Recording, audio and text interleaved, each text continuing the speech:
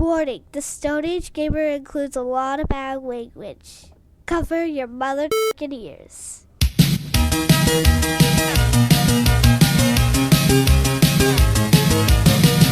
Good evening and welcome to the Stone Age Gamer Podcast. I am Kris Randazzo and joining me tonight is the Fun Machine, Dan Ryan. It's this band called Moxie Fruvis, and they do a version of Spider-Man's theme song. And at the end of it, they, you know what I'm talking about? Spidey the Fun Liquor. Like, that's what that reminded me of. Any of them except the Fun Liquor. Spidey the Underwater Adventure. Spider-Man's master plan. A drink for all ages. Oh, it's so good. Oh, it's fantastic. I love Moxie that Fruvis is so good. Bargain. If you guys haven't heard Moxie Fruvis Bargainville, just go get it now. It's amazing. Yeah, good album. King of Spain, all-time classic. As a new month dawns, so must our next Stone Age starter kit. Yeah, that's right. This time we're putting a list of N64 games together for $100 or less. What made the cut? I hope you like chunky polygons, because the Stone Age Gamer Podcast starts now.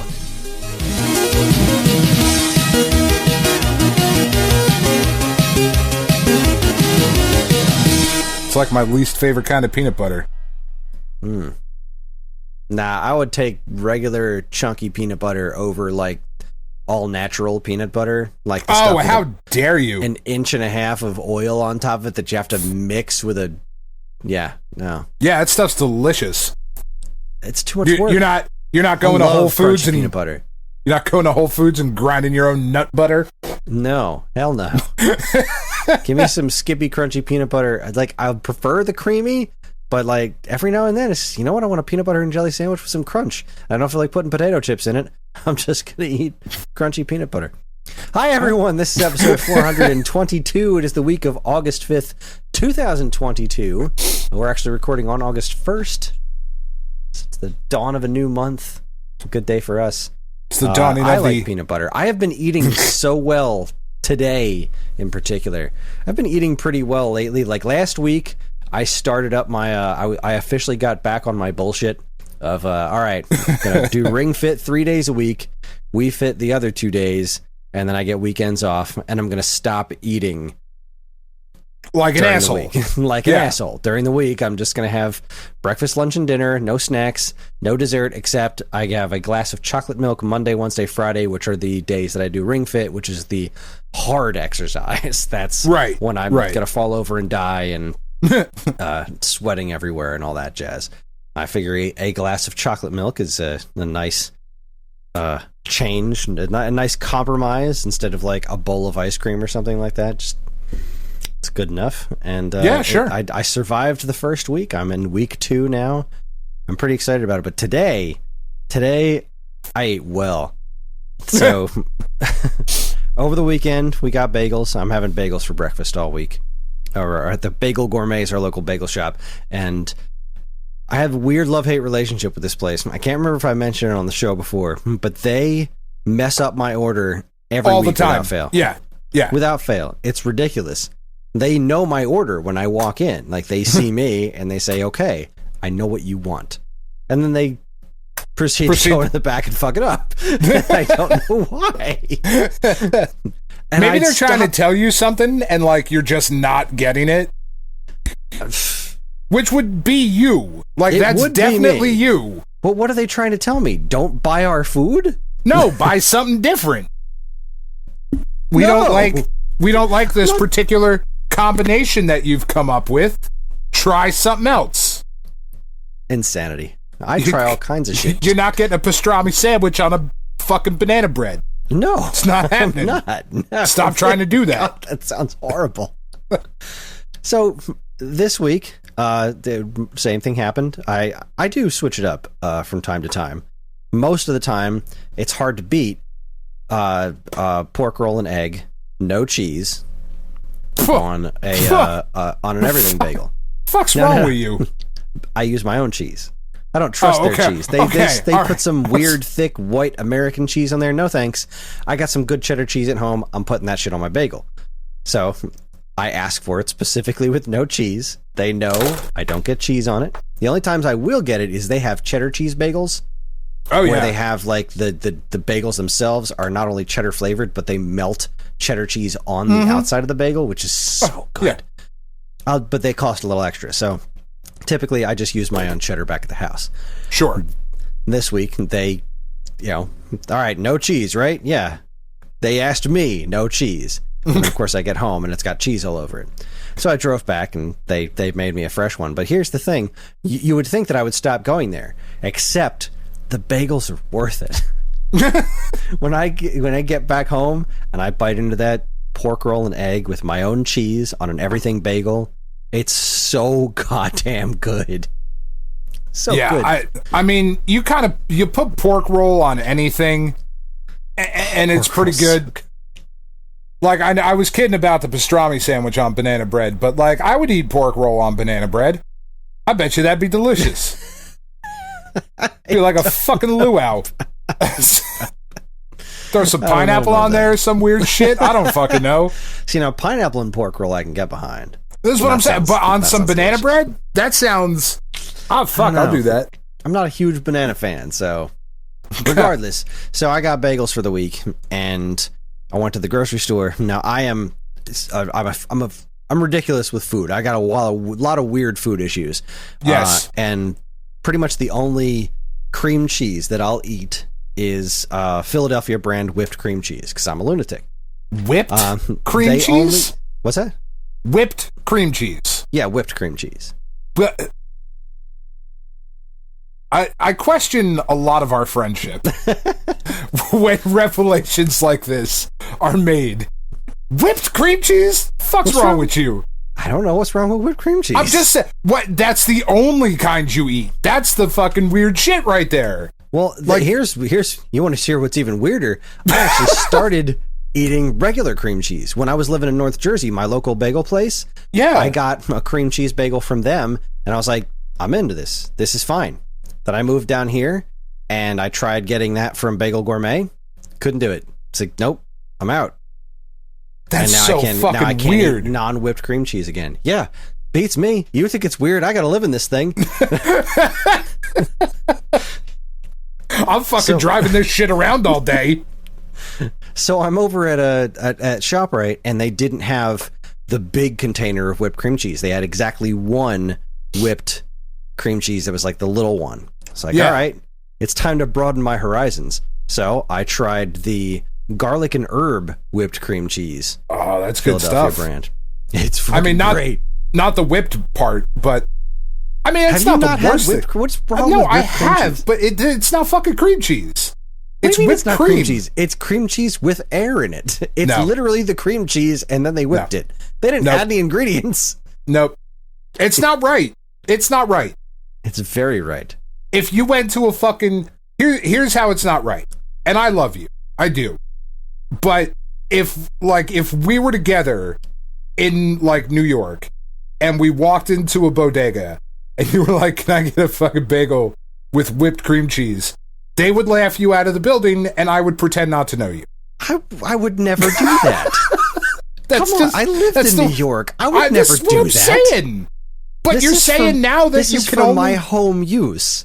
Okay. I know I'm crazy, and I do that. I don't expect to go into a bagel shop and impose my insanity, my what's the word I'm looking for? My desecration on an actual bagel shop. Are you kidding me? No, I know I'm nuts, but I also know that shit's delicious. So here I am enjoying bagels at home the way that I want to enjoy them. So I tried the garlic and herb. Shit was delicious. So I'm already on a winning streak. Sure. For lunches this week, now there's a restaurant near me in Smithville that I had a couple of years ago. I tried for the first time this crab sandwich. Ooh. It's crab, tomato, Swiss cheese on rye. That's it. You lost me with the Swiss cheese. Oh, it's so good. So I love Swiss cheese. I can't fucking do Swiss cheese. Can't do it. That's crazy to me. Not even. I put Swiss cheese on like a pastrami sandwich even? Really? No, God, no. It's disgusting. Okay. Swiss cheese is for people who hate themselves. See, that's why how they I feel cut about all American cheese. That's why they cut all those fucking holes out of it. They're like, we're not going to give you a whole piece of this. This shit is fucking gross. You assholes keep ordering it. Swiss cheese is delicious. Oh, no. So, I hate it. I hate it. So tomatoes are finally in season. Jersey tomatoes are finally in season. I picked up a couple of those. I picked up a loaf of rye bread with a seeded rye bread. Love the seeds. And got some Swiss cheese. And ShopRite happened to have the can, like the refrigerated can of real crab meat. Like, not the... Usually when I try to do these at home, because crab meat can be pretty damn expensive, so I'll do like the Bumblebee cans of crab meat, which is fine. It's good enough, but it's not like the shit, you know what I mean? Yeah. The cans were on sale, so I got a big fucking can of crab meat, and it came out pretty good today, but I'm gonna nail it even better tomorrow, because the way I've been making them ever since I stopped going to this restaurant because they're like big time Trump supporters. So, well, fuck them. Yeah, sorry about your life choices. I like crab sandwiches, but not that much. I can make them at home. So I put the sandwich together, and like I put the crab on one side and the tomato and the cheese on the other side, and then I put in the toaster oven open face. And that's usually pretty delicious, and it was. Yeah. It was quite tasty. I added, some salt and pepper, obviously salt on a tomato. So good. Especially Jersey. Like, I don't think you can stress enough to people who listen to this show that aren't from New Jersey, you have never actually had tomatoes before. In-season Jersey tomatoes are unlike almost anything in the world. They really are. This is fascinating, actually. Local farm stand. They have the Jersey tomatoes. That's where I always get them from. But last year they tried, because the season was getting later and later for Jersey tomatoes. They tried a farm in Lancaster that has tomatoes that they claimed rivaled Jersey tomatoes, and we're like, "You're out of your mind." But the guy was like, "I will cut you a deal on these if you buy them and put them in your shop. Try them and let me know." And so the guy who owns the farm stand, he tried them and was like, "Holy shit, these are really good." So now they're more expensive than Jersey's because he's got to get them from Lancaster. But sure, he had those in earlier this year, and I tried one, and he is not fucking around. I still prefer genuine Jersey tomatoes, obviously, but these Lancaster ones are a shockingly close second. Like, freakishly close second.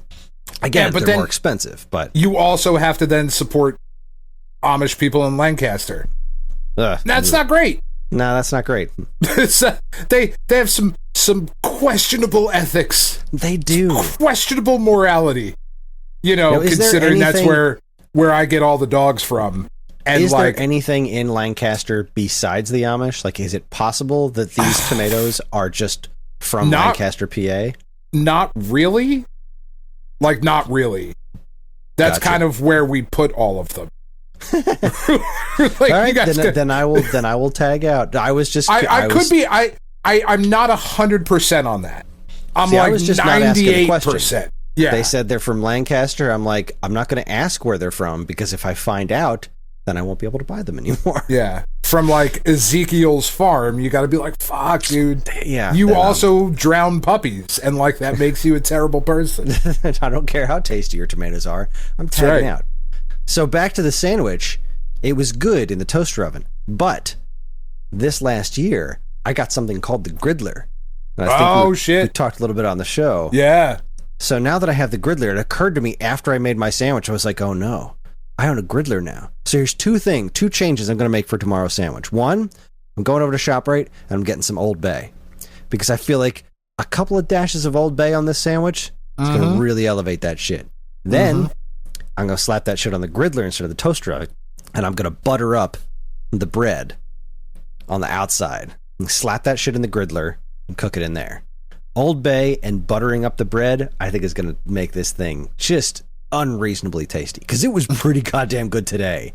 And then I just have a couple of French fries on the side. A reasonable lunch. Some fruit. Good times. I had a bowl of cereal for lunch. Mostly because I went to the dentist at 8 o'clock this morning. So it's like, what kind of cereal was it? It's a Frosted Mini Wheats cinnamon roll. And that's why you go to the dentist. And that's why I go to the dentist. No, for sure. I have horrible teeth. I have not a fucking mystery. No, it's not even a little bit. I go into the dentist and they're like, "You are fucking chubby with a bunch of cavities. You eat like a 6-year-old that is unsupervised, don't you?" And I'm like, "Fuck yeah, I do." Trying like I'm Stephen Wright with the dental hygienist that he likes. Yeah. Eat a whole box of Oreos before you get in there. Yeah, for real. Like, fuck you. This is your job, asshole. Get in there. Get to work. Keeping you in business, you dick. Now, for dinner tonight, this was a surprise. I think, so we had steak tonight. Ooh. Usually, we only get steak when it's on sale, and it's only ever like the super cheap steak, like the London broil. That's usually what we get. And Karen has this pretty awesome marinade, and we grill it, and it's good, but it's not like going out and getting steak, you know? It's not like, this is some fucking steak. It's London broil. It's good. We got, ShopRite had, I think it was Flatiron on sale. Okay. And I grilled the steak, and she took care of the so it was steak, it was mashed potato, not mashed potatoes, steak, baked potatoes, and I had fresh corn on the cob. Also got from the farm stand, because fresh fucking Jersey corn on the cob is ridiculous. Yeah, it really is. I have to ask Karen what the sauce she made is called. It's got some weird name. What was the sauce on the steak called? Hollandaise? No, it wasn't that. It was just made out of herbs from the garden, like parsley and oregano and something else. But the steak was just fucking chimichurri. That's it, chimichurri. Yeah. And she just texted. Yeah, so she made chimichurri sauce, which was really good. And the steak, just olive oil, salt and pepper, slapped it on the grill, 5 minutes aside. Came out gorgeous, medium, like just medium rare, almost all the way through. So goddamn good. I'm still thinking about this steak. It was so tasty. And the chimichurri sauce was just like, the steak alone was great. Yeah. But then I put the chimichurri sauce on top of it.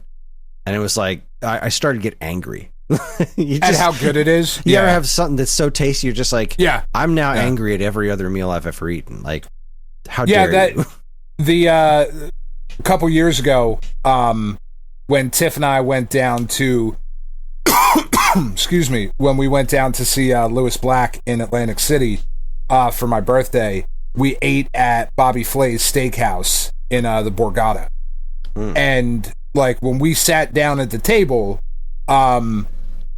there's nothing on the table, right? Like no condiments, no steak sauce, no nothing, no salt, no pepper, and they just a fork.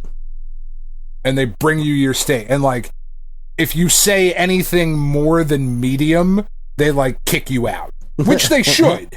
Which they absolutely should. But like, you know, medium is even pushing it. So like, I get medium rare is usually about where I live. Same here. And they brought the steak over, and they present it to you.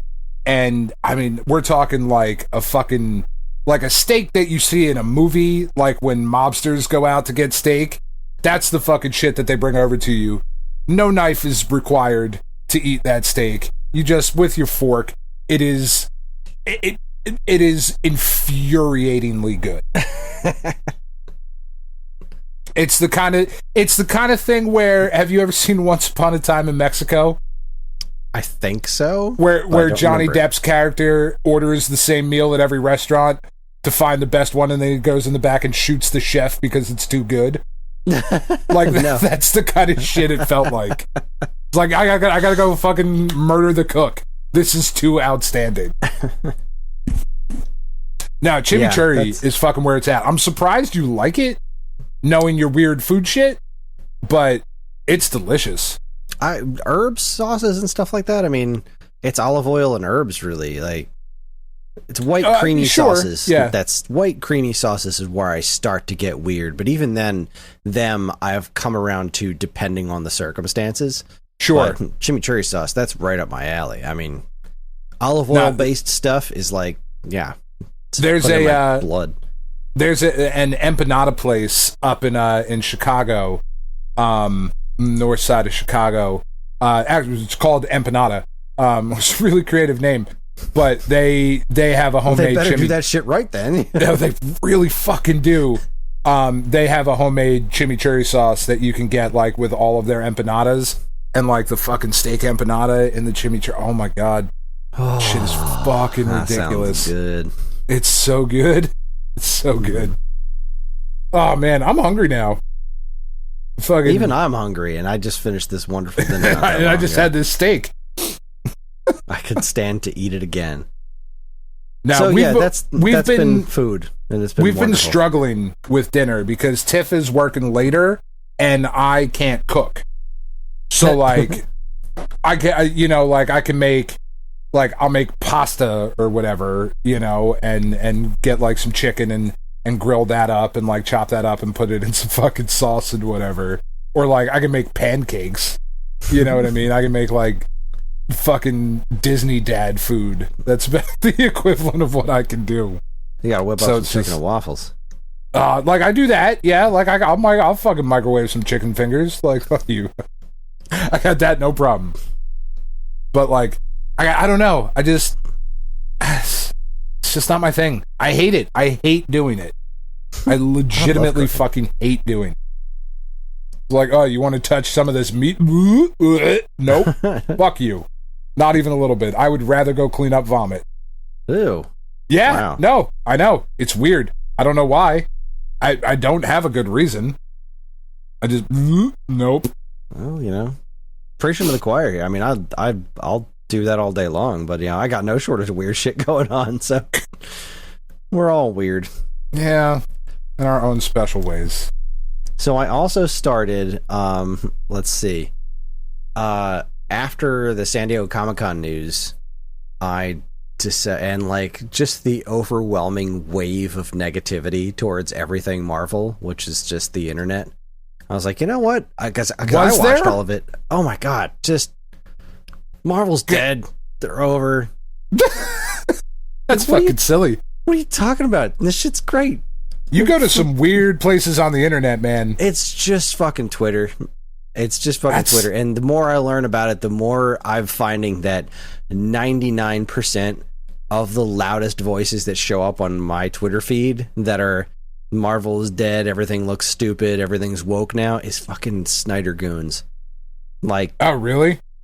So I started... Like, are these all people that you follow, though? Because, no. You could just unfollow them. They find my tweets and just strangers. They're not people I follow. They're not people that anybody I follow follows. They're just people that my tweets get put into their feed for some reason. That's weird. Maybe I'm doing Twitter wrong. I don't know. I don't understand how it all works. All I know is that I decided I'm going to do a full MCU rewatch by my rules. Oh, that is fucking daunting.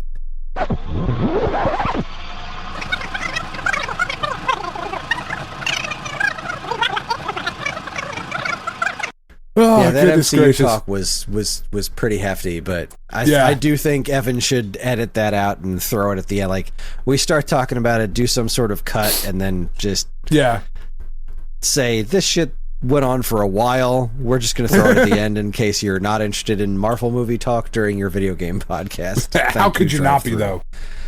I mean, I was entertained. I'm always... So Dan, what have you been playing? All right. Well, let me give you my joke first. Like, legit, I've been waiting like a fucking 2 weeks because I couldn't do this last week, and I'm really excited. All right. So a guy comes into a bar, and it's not. Damn it! Waiting 2 weeks. I fucked it up. It's a guy comes into a horse, and. That's it. That's the joke.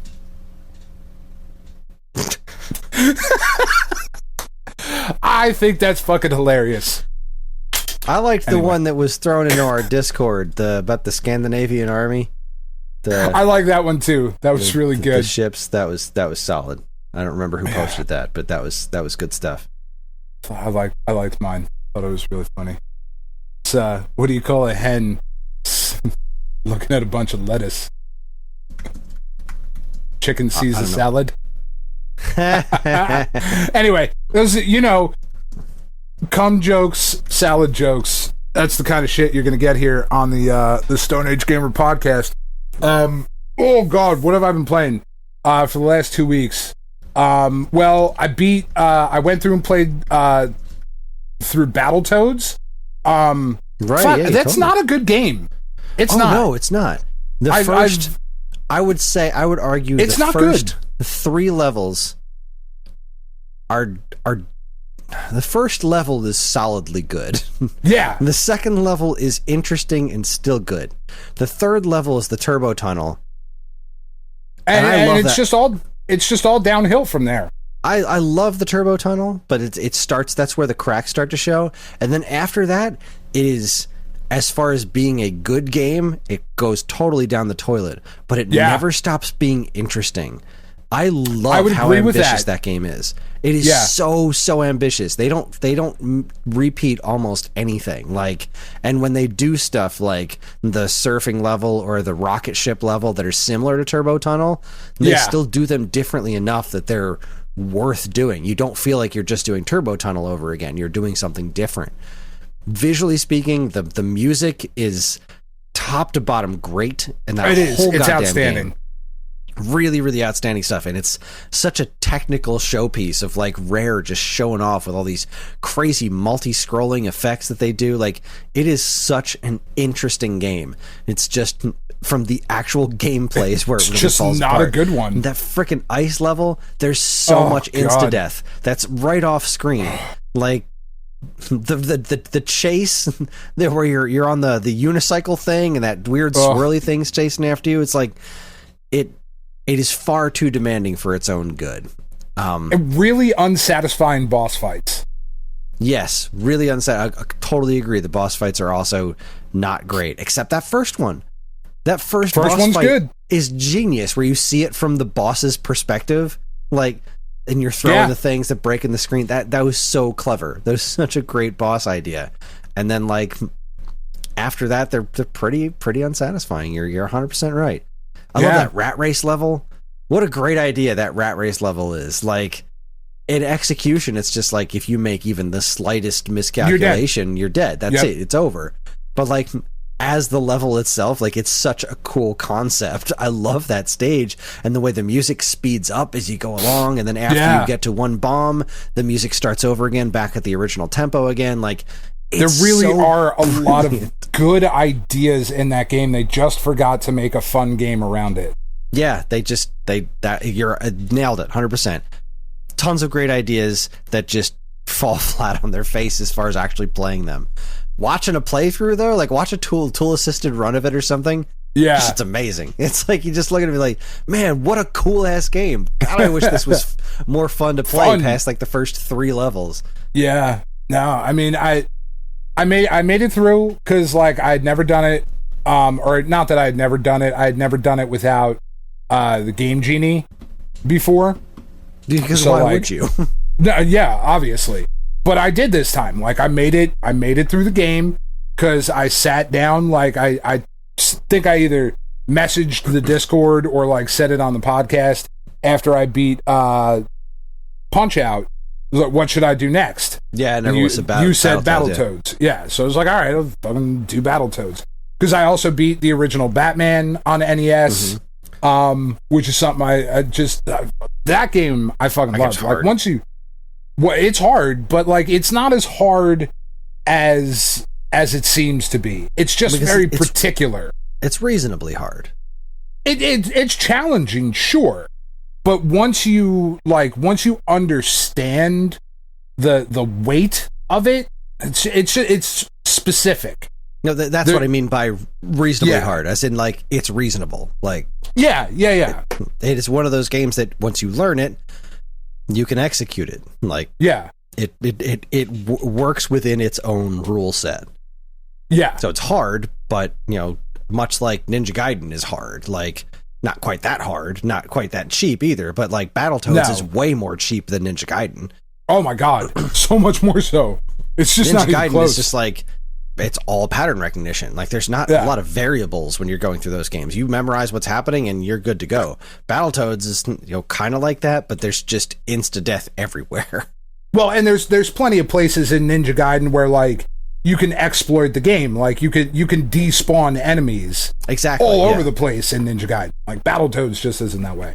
And there's some despawning and shit you can do in Batman as well, but you know, so I played, like, I was playing through those and just a bunch of old, like, just NES and Super Nintendo stuff. I played through, last week, I played through a game that I had never played before on the Super Nintendo called Sky Blazer. Oh, yeah. And I posted some pictures of it in the Discord. And it's a Sony Interactive joint. And it was the game that they made after they made Hook. So, like, that Hook game is pretty good, right? Especially for being, like, a licensed tie-in. But this game was really, really good. Sky Blazer was really fucking fun and, like, decently challenging. You know, to make it through the levels, like, it looked really good. Good music. The boss fights were really, really satisfying. Like, I just sat down and played through that game because I was like, I don't know. I finally upgraded. My computer's so fucking old. We were talking about this in, like, the tech channel of our Discord. And, like, my computer's, like, 10 years old or something like that. I was still running Windows 7 up until, like, last week or whatever. So I finally upgraded that. And finally I was like, you know, let me just, like, I'm going to hook my PS4 controller. Like, I'm going to get that working with all the emulators on here. So I can have, like, a wireless controller and just use the PS4 controller. And, like, doing all that and then just testing it out with a bunch of different games, like, and getting everything configured and whatnot, getting all that running. And then I also went through and just playing, like, some older stuff on the PS3 because I hooked that up to the TV that's in our Snuggle Dungeon, which is Tiff's room in the house. It's the Snuggle Dungeon. It's the bottom half of the split level. Fuck you, Siri. I don't need you to look up Snuggle Dungeon. Bitch was just like, here's what I found. It's like, don't show me Snuggle Dungeon, because I'm going to have to excuse myself for a minute. God, Sky Blazer's expensive. Yeah, do you have it? I don't think so. I'll double check. I don't think that's one of the ones that I have in my weird-ass collection. It wouldn't surprise me. Yeah, I don't have it. It's really good. Like, I suggest you shmemulate it. I'll shmemulate the schmeck out of it. It'll probably take you, like, I don't know, 2 hours to get through, maybe. You know what I mean? Just a really, really solid game. Really enjoyed it.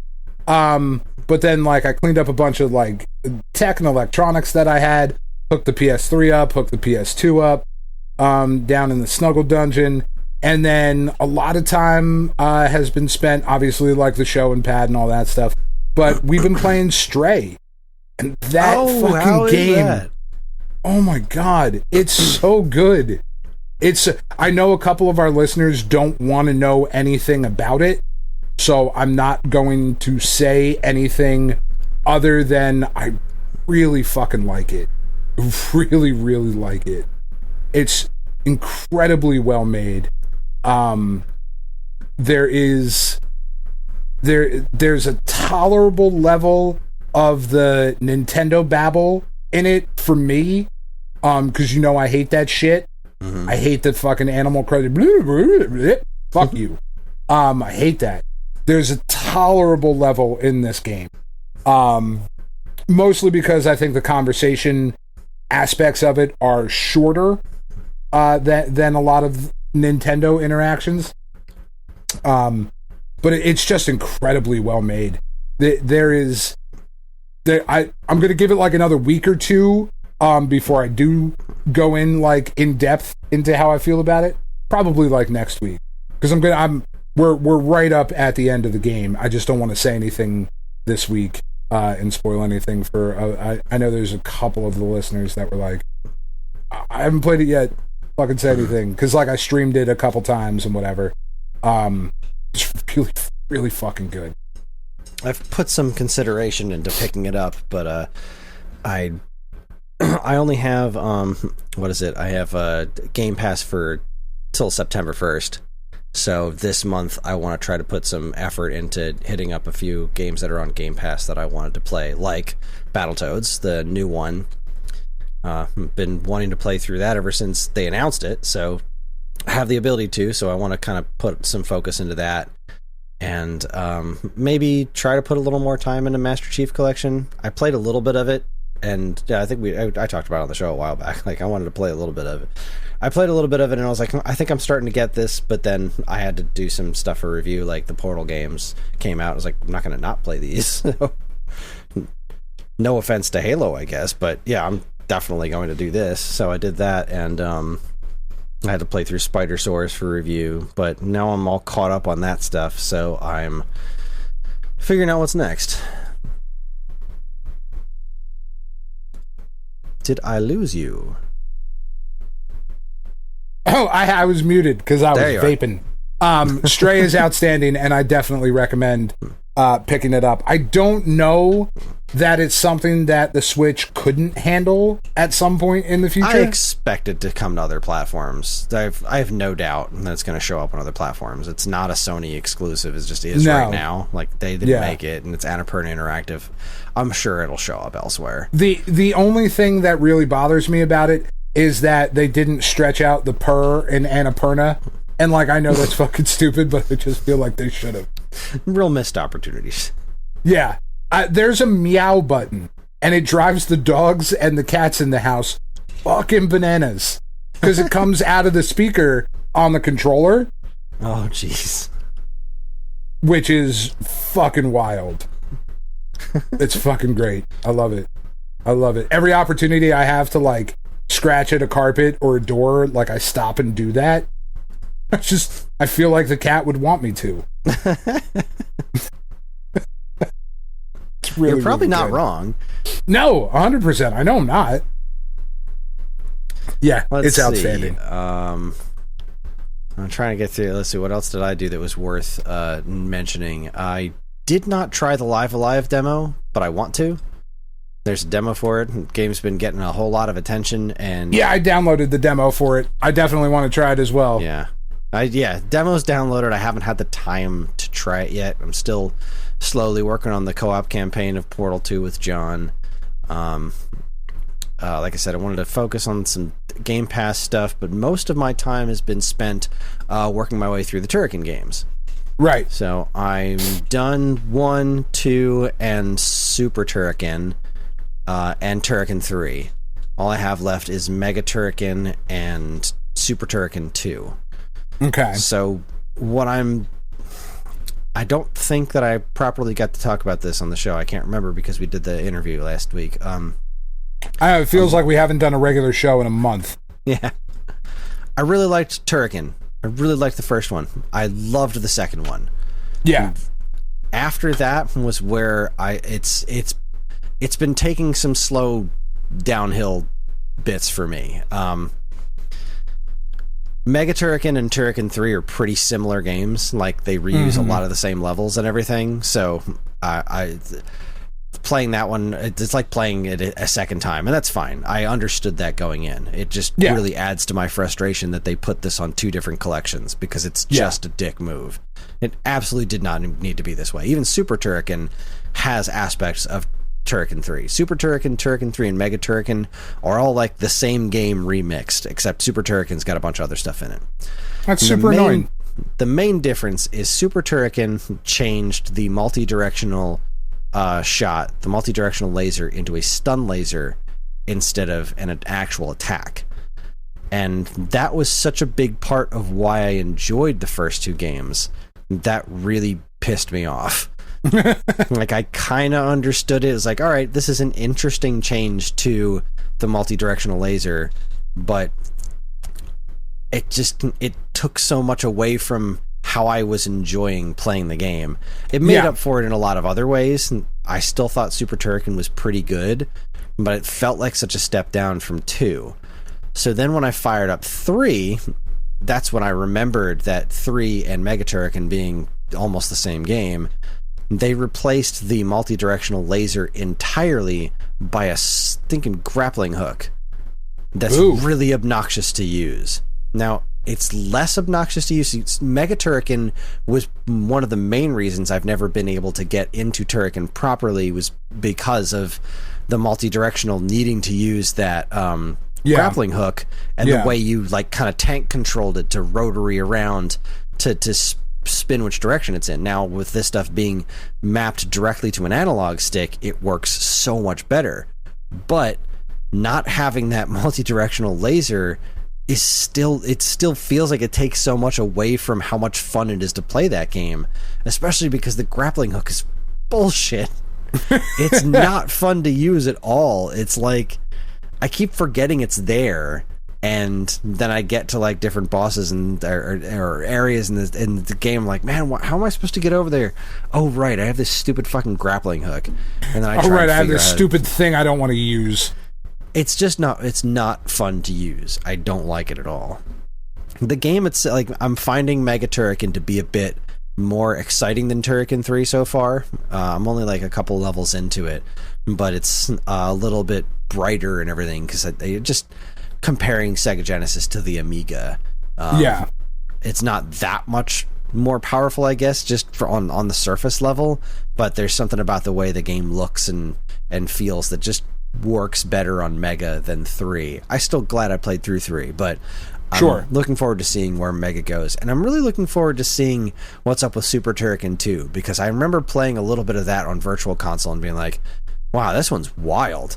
So I don't know what the real big difference in Super Turrican 2 is. I don't know how they what the multi-directional thing in that game is. I'm hoping it's a laser again, but I'm hoping it's not that stupid freaking...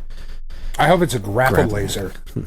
I'll take a grapple laser. I love the grapple beam from Metroid. That would be cooler than this weird, saggy... whatever it is. I don't like it. But so that's been kind of a bummer, that I feel like the overall quality has been dropping in these games since 2. But Mega is like kind of perking me up a little bit, like minus the grappling hook. It's been pretty awesome. Like just the general straightforward action's been pretty darn cool. So still glad I bought the collections. So pissed off that they're not on 2 collections, but like the interactive map and having the multi-directional shots mapped to the analog stick are literal game changers. They just make these games so much more fun to play. And I'm so glad to finally be going through all of them. And I think that's they never really hooked me. Any of the times like I tried the Turrican games, I was like, these are okay. You know? This is all right. What's fun about them, I think, what I'm finding most fascinating about them is like they're such a different kind of action game. Like these are PC action games. Like even the console versions, they're adaptations of like the PC game sensibilities from that time. Like they don't play like console games; they play like PC games. Yeah, and I think that's I think that's really neat to really experience through a way that connects to me personally, because I've always thought the idea of the gameplay was really cool, where you have you can run and gun Contra style, but you can only shoot forward, but then you also have this secondary weapon that you can shoot in any direction, but you have to be stationary while you're doing it. Yeah. And then you've got these big open areas to explore. They're not Metroidvania per se. You're not getting the power-ups to unlock new areas. It's just giant open areas are the stages. And that conceit is phenomenal. That's super fun, especially playing it with modern controls that allow you to have a map so you can figure out where to go and where you've been, and also to use the multi-directional thing in an intelligent and fast way. But that ends at Turrican 2. Like, once you get the Super Turrican and Turrican 3, now you don't have that. They've taken away an entire layer of your offensive capabilities and turned them into something. In one, it's like nerfed it, and then the other one it's completely gone. And now I have to approach this game differently than I did before, and I don't think it's nearly as good as it was in the first 2 games. Yeah, it's a weird choice, man. It is indeed. It's a weird choice. The only other one I got to talk about, which is really freaking cool, and I haven't put enough time into it yet, is Demon Throttle. That is the the physical game that you ordered that you forgot you ordered, right? Yes. That showed up, and it is really freaking cool. I played probably about like a half hour, 45 minutes of it. It's very simple arcade action. It reminds me a lot of Gunsmoke. Okay. So it's like it's a scrolling shooter, but you're people. Yeah. You can. You're a people. You're a people. You're not a ship. You're a dude. You're a guy. And you're playing as both characters. You can do co-op where you both play at the same time, but you can swap between both characters if you want to do it just by yourself, which is how I was playing. It's got a real weird sense of humor to it, and it was really hard. And then the second time I played through the level, it became less hard, and then I realized that the more times you play it, you're powering your character up. Like, you're leveling up as if you're playing the game continuously, but you're not. You're starting over each time, but you get to keep your level up, your levels.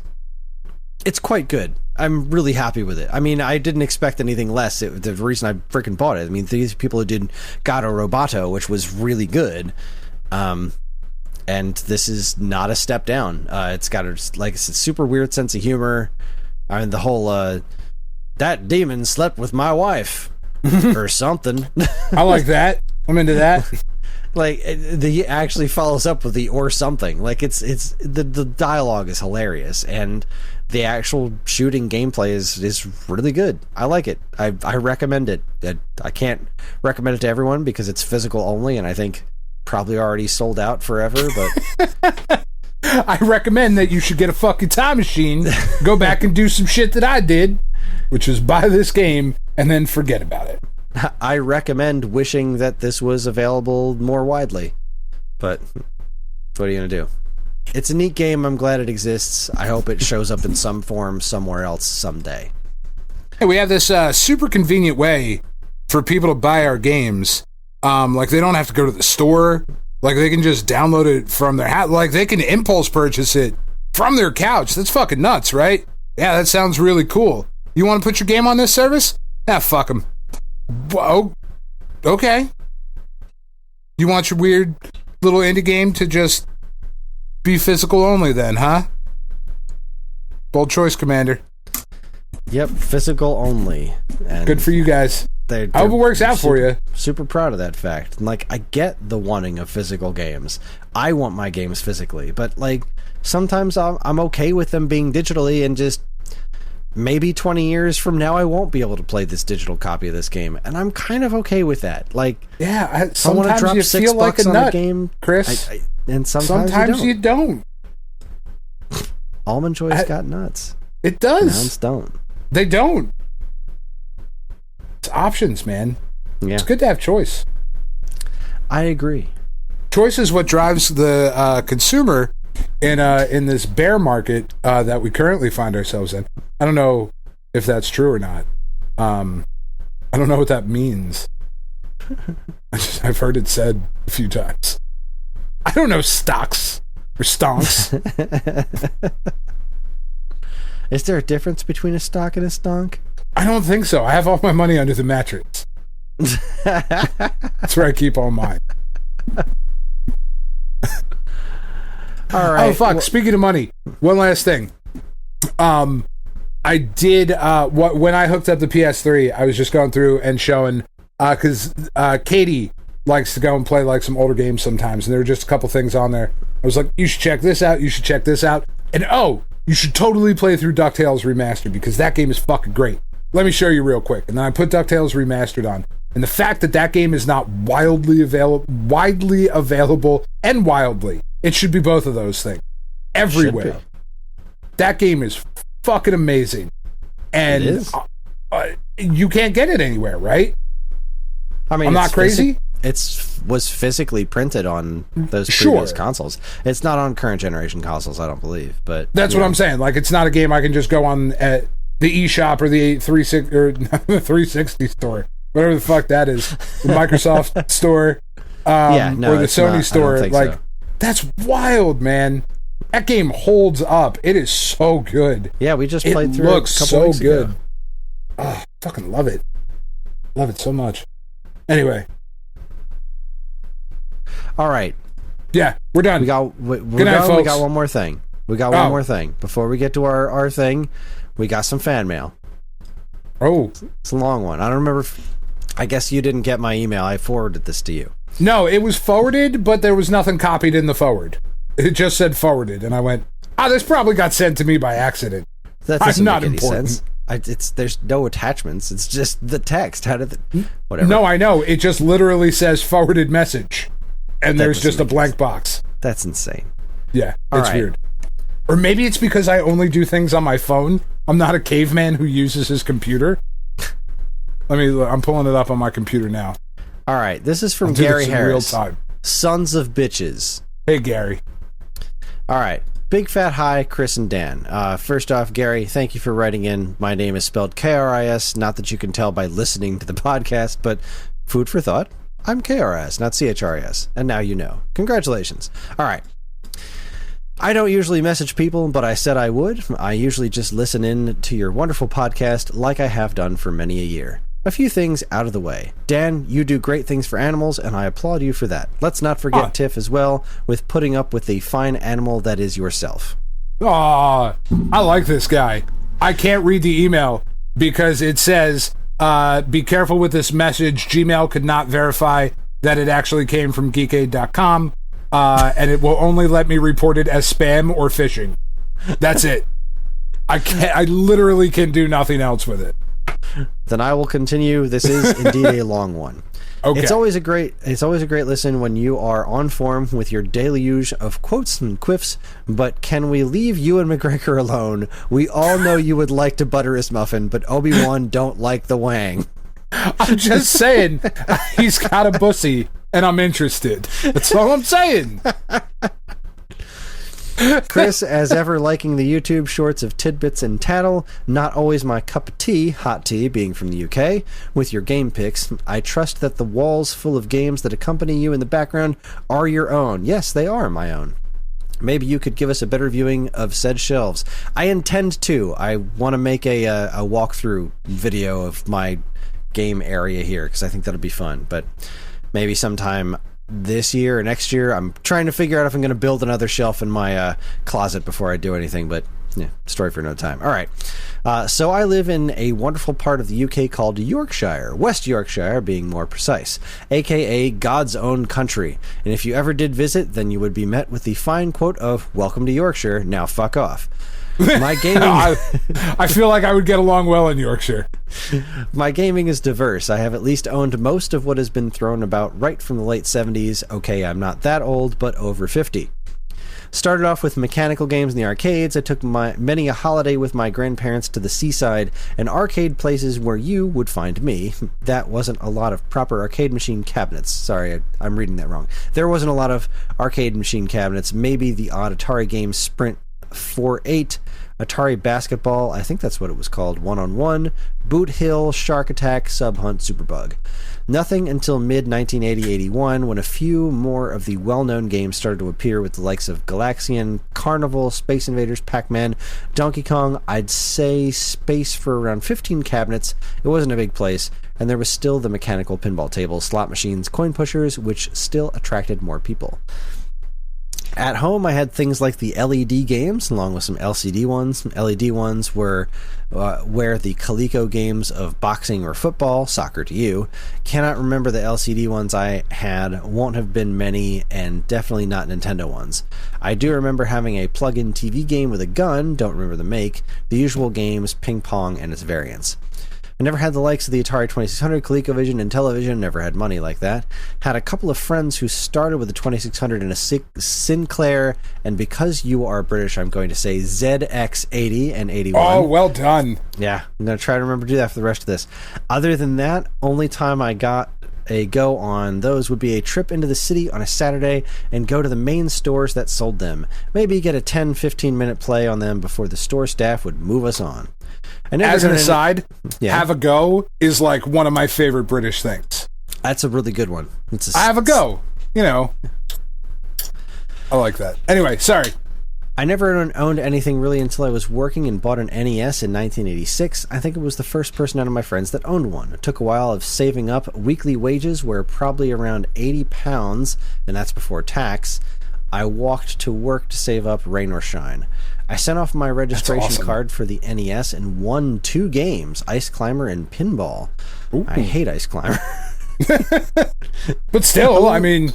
So Pinball is one of my favorites. That's a great win. And I guess at the time, Ice Climber would have been neat. Just, it's a game about jumping where you can't jump. I already had Super Mario Brothers that came with the NES. I still have my Nintendo Club card that they sent me for registering. I'll have to show that on Twitter. Alas, I don't have the original NES, but have 2 from pickups. Spent a few years with the NES. Unfortunately, the UK didn't get the games the USA did, so really got lost with the NES and moved on. Bought myself an Amiga 500. Boy, did that take some saving up for. At least 6 months. I used to give my mum £20 a week to save for me. Remember, wages were still crap. Many a year with the Amiga and lots of late nights with mates. While that was going, I got a better job, more money, which meant more gaming and more consoles. Arrivals were the Super NES, Mega Drive, and PC Engine, TurboGrafx 16 to you. Fun fact, Mega Drive is Genesis to me. And you can throw an original Game Boy in there. Always took that to work with me and let everyone have their turn. Sharing is caring. Well done. That's right. Let everyone have a go. Exactly. See, I can do it too. PCs started to turn my head around 1995. I wanted one and parted with the aforementioned systems to get one, and parted with nothing short of £1,000 to get one. And as you do, Doom, and more Doom. Yeah, that's a good call. I've played thousands of games over the years. I don't remember the first one. At the moment, can't remember last game I played. May well be Stray on PS5, because, cats.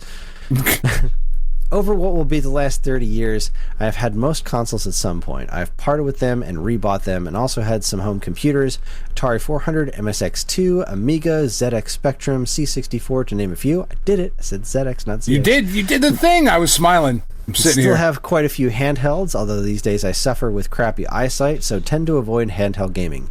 Genres I like are shmups, shoot-em-ups. Oh, we're well acquainted with shmups. RPGs, larger open-world games, likes of Horizon Zero Dawn, Elden Ring, platform games, space games, No Man's Sky, Elite. I've never liked beat-em-ups, not saying they don't look good, just don't do anything for me. They have their fans, just not me. I know Kris is going to say you don't know what you're missing. Well, that's right. This whole email is fucking suspect now. Well, to me, that's like giving me a jam, Jell-O, sandwich. Without the jam, I'm not going to like it. No, you do you, man. Like, not every... I don't like, strategy games. I wish I did, but I don't. So, you don't like beat-em-ups, you don't like beat-em-ups. That's fine. I mean, maybe you like Advance Wars. We still don't know. We still don't know. We'll find out someday, maybe. We won't, but okay. Enough about me. I'd like a few shout-outs in no order. Well, I will start with my good friend and homie, who I know has messaged you both before, and that is Bobby Edod Moore, Ferg over at the Atari Game by Game podcast, Sean Courtney and Jimmy G at Pie Factory podcast, and good friends. Actually, they are both friends over at 10 Pence Arcade podcast, Bert Nerney, a.k.a. Vic Marland, and Sean Holly. If you ever fancy coming to the UK, then you are welcome to stay over. You can make sure you make it a Saturday night, as my rubbish bins get emptied on Fridays. Then there's a bin for each of you. Bring a pillow. Don't fucking threaten me with a good time, sir. I will sleep in a British alleyway. Keep up the good work with the podcast and keep them coming. Podcast land would be lost without you, sons of bitches. Thank you very much for this email. I know it was a long one to read out loud on the show, but I was tickled by the whole damn thing. Thank you, Gary. Thank you for listening, and we don't plan on stopping anytime soon. No, God, what else are we going to do on Monday nights? I've met 2 people from England named Gary, and they have both been proper men. Proper, honest men. So my assumption now is that all men in England named Gary are fucking great. Well, I see no evidence to the contrary, so... based on my research, and we all know how important it is to do your own research in these unprecedented times. So based on my research that I've done, I've concluded that all Englishmen named Gary are fucking top-notch. Top marks. And seeing as you're rarely, if ever, wrong, then I'm just going to go never ahead have and... been. Yeah, I'm just going to go ahead and agree with you. Yeah, well done. Smart play. So on that note, we are going to take ourselves a quick break, and when we come back, we are going to tackle the... So on that note, an hour and 35 minutes into the show... Yeah. Shit. The N64 starter kit is right around the corner, and that was a tough one. So yeah, it was hard. You are listening to the Stone Age Gamer podcast from Geekade.com. Stick around.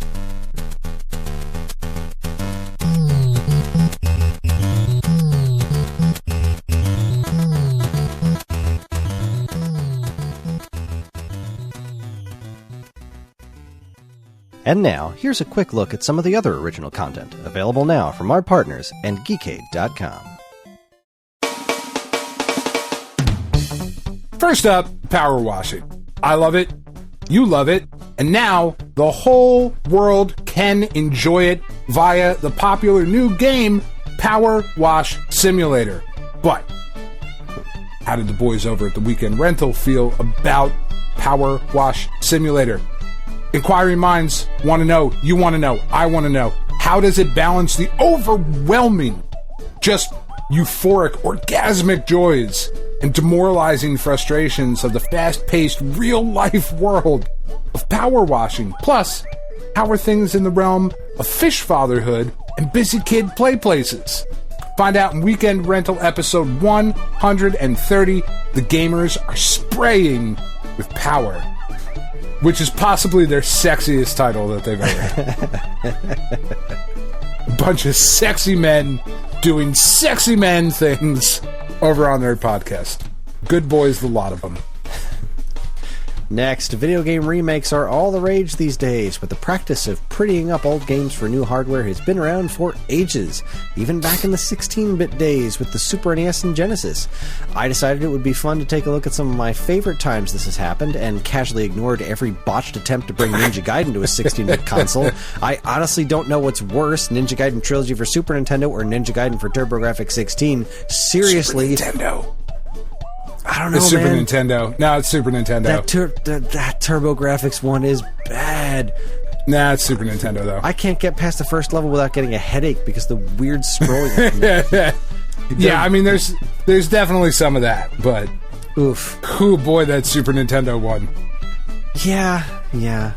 Regardless, you should... disappointment factor alone. Sorry, yeah, the disappointment. You're 100% right. The disappointment factor alone is pretty bad. But I think actual worse, because like the Super Nintendo one was just the Nintendo games. It was just them, but prettied up with more colors and downgraded with removing all special effects of fading. And the music was just god awful. Ninja Gaiden for TurboGrafx 16 was like, all right, we're gonna take this, we're gonna redraw it with our left hands and crayon. Both of these are like, we just bought mustard ice cream. It's Grey Poupon ice cream by Van Leeuwen's. And you're like, there's no way this is going to be fucking good, but it's ice cream. Maybe it's going to be great. It's got pretzels in it. I don't know. Let me give this a shot.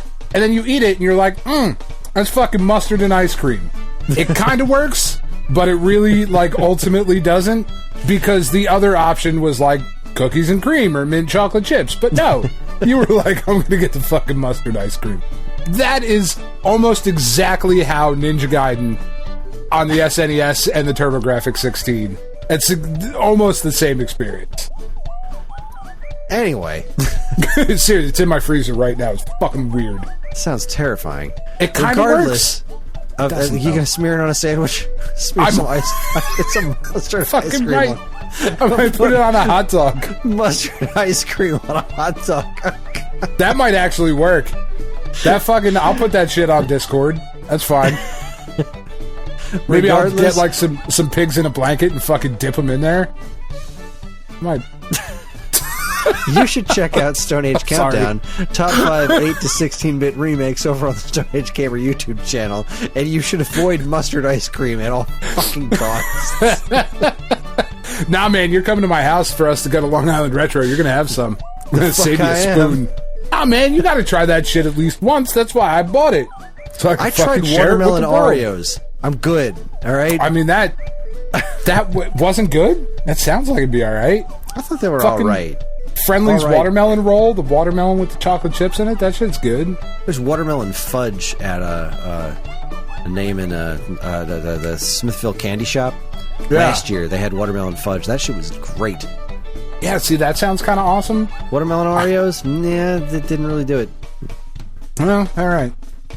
Finally, Chris. Finally. Finally. Just enough about the fucking mustard ice cream. We get it. You buy weird shit. I love me a good inspirational sports movie. And so do the guys over at a Theater Near You podcast. That's why their pick for the letter N, they went with The Natural. It's an all-time classic. It's got it's got it all, including inexplicable on-field deaths. It does have those. A sports-obsessed serial killer. Yep, that's in there. Check that box off. A Joe Don Baker cameo, which is fucking always tits.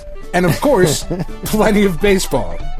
But how does this Robert Redford classic stand up to the scrutiny of today? Just how long can you live with a bullet in your stomach?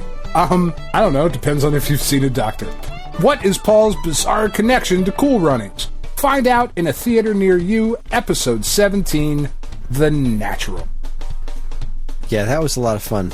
I fucking love that movie.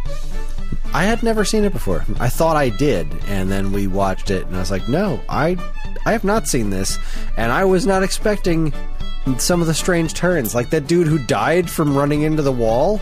Yeah. Like, were there alligators back there? Was it like a Mortal Kombat pit behind that wall? Like, he runs through the wall, and Karen and I start laughing, and then the next scene is like, he fucking died? What? That's a good movie, though. Yeah, no, all in all, good movie. Good movie. It's a good movie starring old Brad Pitt. Fuck you. If you don't think Brad Pitt looks like Robert Redford, you need glasses, man. That dude is the spitting image. For all this and more from us and our partners, be sure to keep your eyes on Keycade.com.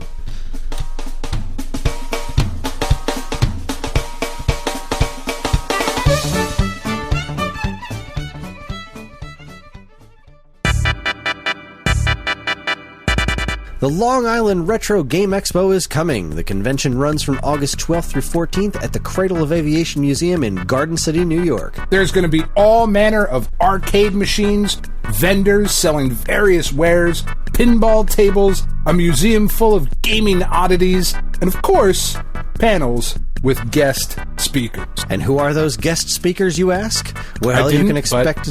You should have, jerk. You can expect to see the likes of Retronauts Jeremy Parrish, Pat Meehan from the CU podcast, Jared Petty from Limited Run Games, authors Brett Weiss, Leonard Herman, not D, Hermond, Leonard Herman.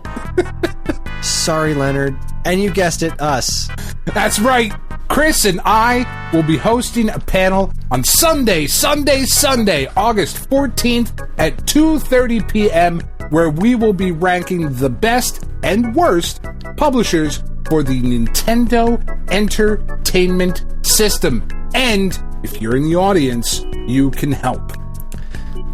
Will Konami or Capcom be able to topple the mighty Nintendo? Will Wisdom Tree outstink LJN? There's one way to find out, and that's to come out and join us at Long Island Retro on Sunday, August 14th at the Cradle of Aviation Museum in Garden City, New York. See you there.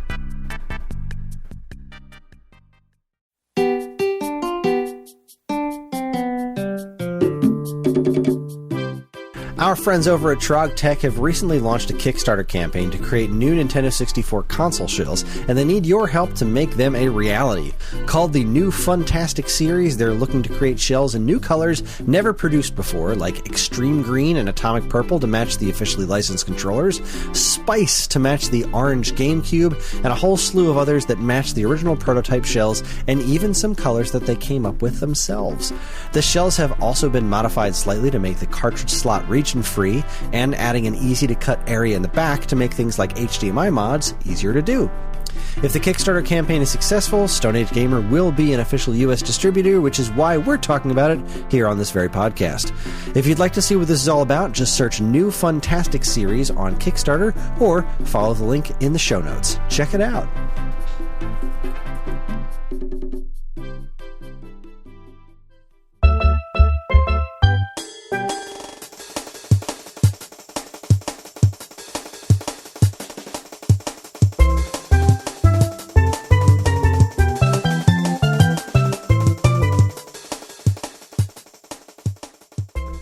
Alright, we are back, and it is time for the Nintendo 64 Stone Age Starter Kit. If you are new here, these Stone Age Starter Kits are where we do a hypothetical situation where if you had $100 to start a physical collection for a game console, what games would you get? These are presuming you have all the hardware you need, accessories, the system, whatever. These are arbitrary rules. We're not actually suggesting this is the best way to spend your money, okay? This is all designed to be a fun conversation. So it's an interesting challenge to see what you can do with today's prices to put together a list of games for a game system, especially like Nintendo 64 where everything's so damn expensive. But those are the rules. If the system is natively region free, then you can jump into other stuff. Nintendo 64 is kind of region free, but you need an adapter unless you get a different shell, so region free stuff is off limits for this one. That's right. North American Nintendo 64 cartridges is what we're basing it on, based on current prices according to pricecharting.com. What is the best bang for your buck to start a collection for $100? Dan, I think you should go first. All right. Well, I mean, my first game, I think, is... see, that's the thing. I was not an N64 gamer. Like, we've talked about this. I think this is... probably, I don't even think it's arguable, like, discounting the Virtual Boy because it's such an oddity in Nintendo's lineup. Like, this is the worst of Nintendo's offerings, I think, personally. I think I agree with you.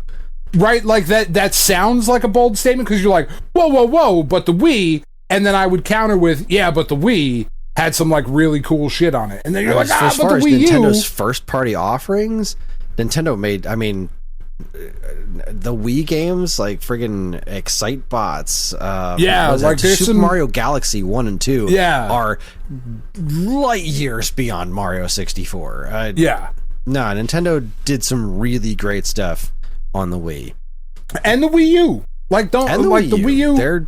There's some really good stuff on there. You can Donkey Kong Country Tropical Freeze, the original Splatoon. Like, come on. Super Mario Brothers, or Mario Kart 8.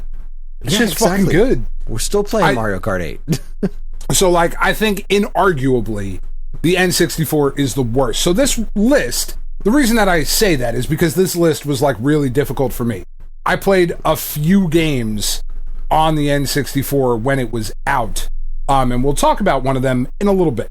But the first game that I have on my list, I think, is one of the very few no-brainers on here, and that is for $22, 007 GoldenEye. Oh, okay. GoldenEye is kind of, for me, it's one of the few games that I played because I was in college at the time, and, I mean, God, it was just everywhere. Like, you couldn't go into any dorm, into any apartment, where you wouldn't find an N64 hooked up to a common room television and a bunch of dudes and girls sitting around playing GoldenEye. And I have always been really terrible at it. Tiff is actually shockingly good at GoldenEye. Like, savant level good in GoldenEye. It's fucking weird, like, how good she is at that game. But whatever. It's super fun. It is definitely the most fun James Bond game that has ever been made. And that really kind of sucks because it has, like, nothing to do with James Bond. It was all about the multiplayer for GoldenEye. And that is kind of a theme on some of the N64 stuff, is that being the only console that was natively 4-player, not the only console, but, I mean, the more popular console that was natively 4-player. There's a lot of really good at the time. Wasn't Dreamcast? Oh, Dreamcast was the next generation. Dreamcast was I suppose in line with PS2 and GameCube. Yeah, I mean, I suppose if you move that, The contemporary to the 64 was the Saturn. Yeah, okay, so being the only natively 4-player system, I was right the first fucking time. I shouldn't fucking correct myself. I know what I'm talking about. Doesn't matter how much I've been drinking. I'm always right. God damn it. Being the only natively 4-player system, multiplayer was like naturally a big part of the N64. And for $22, you gotta have GoldenEye. Gotta have it. All right. That did not make my list. That's wild. I can't imagine that. I don't even know what your list is now. I cut it, and I think for a pretty solid reason. No, the first game on my list, since we're going alphabetical, the first one on my list is, I think, as far as N64 games that legitimately still hold up today, that you can play on original hardware and still be as fun without the shock and awe of seeing it running for the first time back when it came out. For $29, I had to go with the Legend of Zelda Ocarina of Time. That is the first?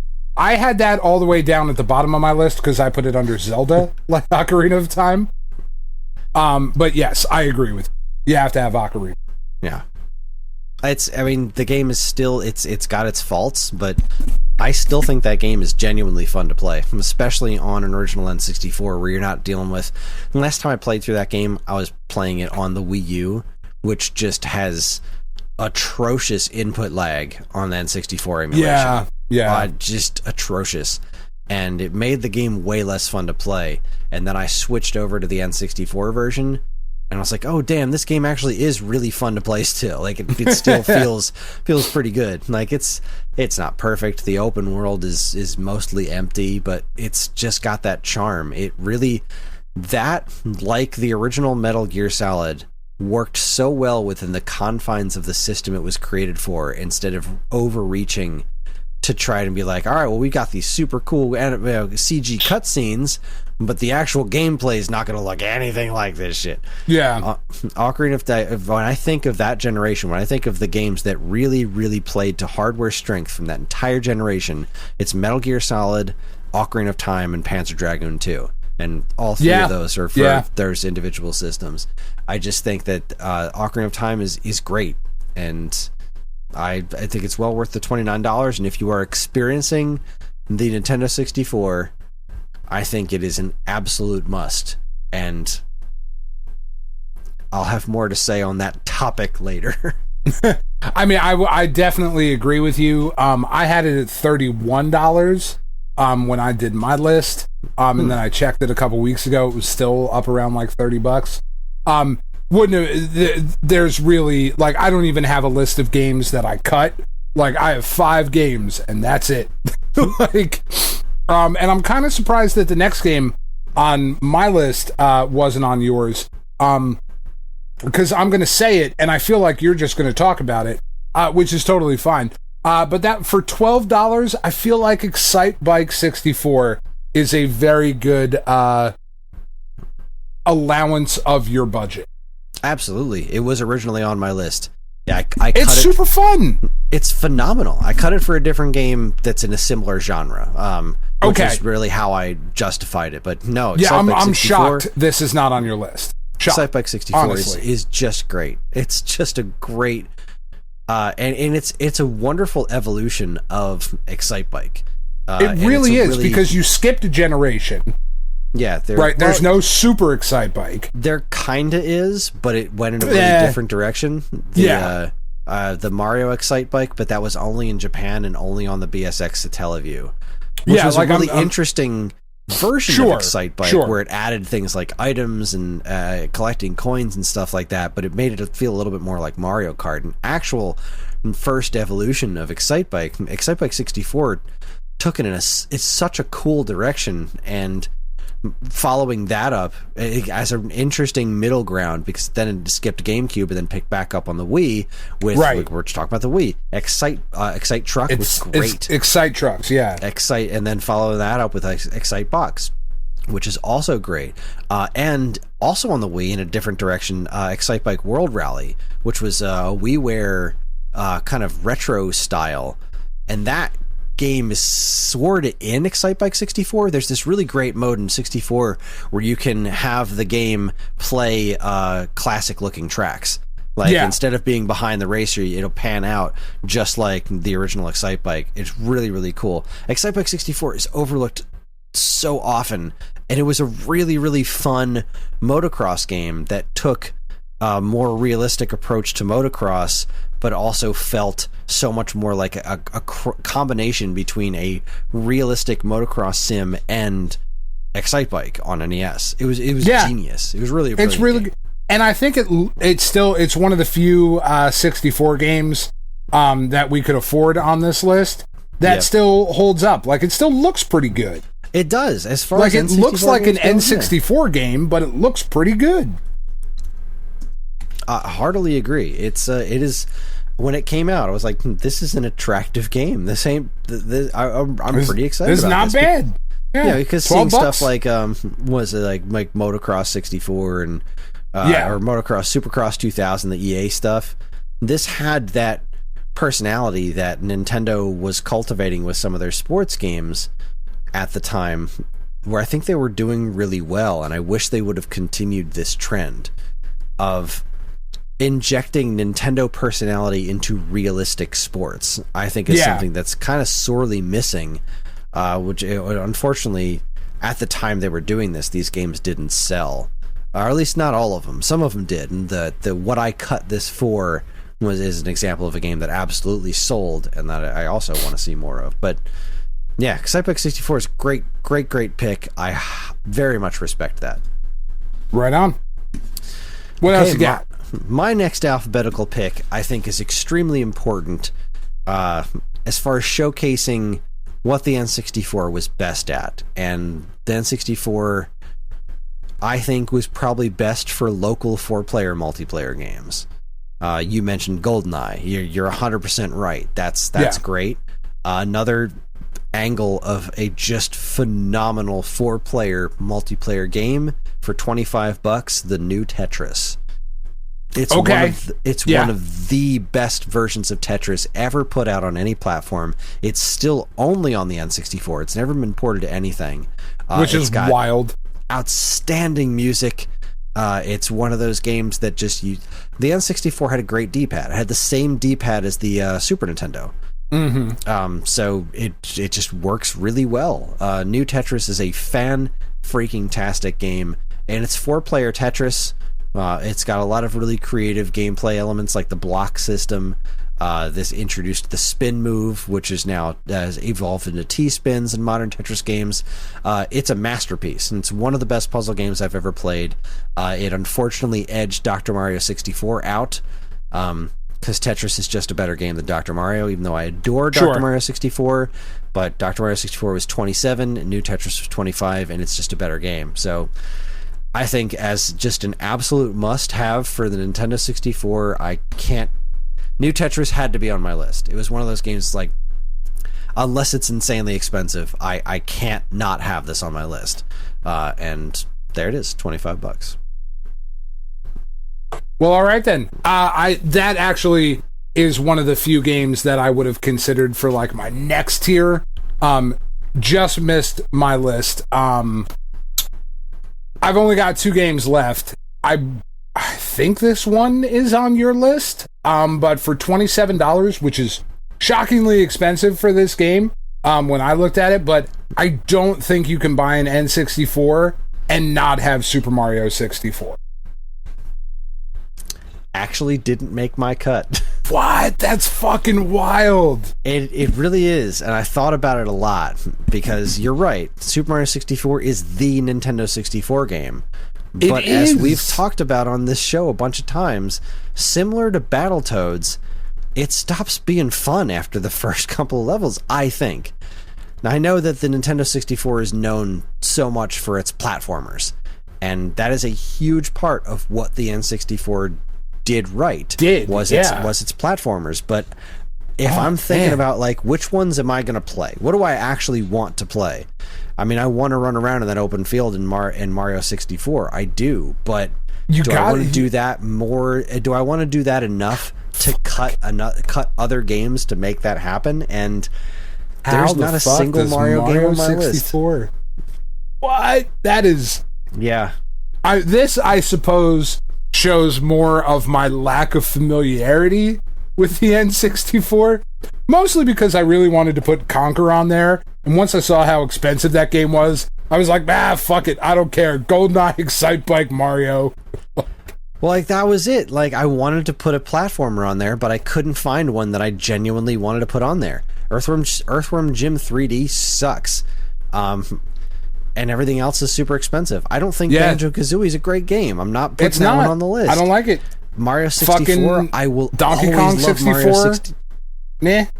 I will always love Mario 64. I will absolutely love it. However, when looking at the other games on the other games that were left on my list, I don't think I could reasonably cut any of them as a better representation of what the system genuinely did well over Mario 64. Dear God. All right, well, what the fuck else do you got? Because I only got one more game. 2, 3, 1, 2. I thought you said you had 5. I did have 5, but one of them was Ocarina of Time. Oh, right. Okay. So I've heavily considered GoldenEye, but that was $22, and Perfect Dark was $17. So I went with Perfect Dark. Oh, Perfect Dark sucks, though. I think. Honestly, truly, that is like, I think, the first time in the history of us doing this decades-long running segment that we've done, I genuinely dislike Perfect Dark. Really? I don't know why. Yeah, I don't know that's why. Just it. I don't have the same love for GoldenEye that you do, that most people do. I think it's fine. I've never been very good at it. I've had exactly as much fun playing Perfect Dark multiplayer as I have playing GoldenEye multiplayer. Okay. And so for my sit back and look at it thing, for the money, I think Perfect Dark's the way to go. Just so that I could afford to put other games on the list. All right. It's not the strongest conviction in the world, but it's really not. I think Perfect Dark's at least as good a game as GoldenEye, and I think that first-person shooter local multiplayer thing is so important to... I play Mario 64 today, and I get super frustrated with it and be like, once you get past the shock and awe of that open world and the way that feels and the way it sounds, like once you get to the later levels and things, I just don't think it's very fun. Whereas Perfect Dark and GoldenEye, either one of those games in a setting with other people playing with you are going to be fun long term. I think that's true. I just think it's a better value personally. I would argue that you will find way more people, and the internet is a terrible place, but you will find way more people clamoring for a GoldenEye update than a Perfect Dark update. Not 100%. That Perfect Dark doesn't have its fans. It definitely does. But GoldenEye's where the nostalgia is. Right. And, GoldenEye is lightning in a bottle. You will never convince me otherwise. I'm not arguing with you on that. GoldenEye is a phenomenal choice. But it came down to just... It came down to saving money. Yeah. Like, it's really all it came down to. If I could afford to put GoldenEye on the list, I would. But I refuse to cut the 2 games I have left. I just flat out refuse. All right. Well, give me one more game that you have, because I only have 1 left. So what else you got? You got 2? I got 2 left. All right. What do you got?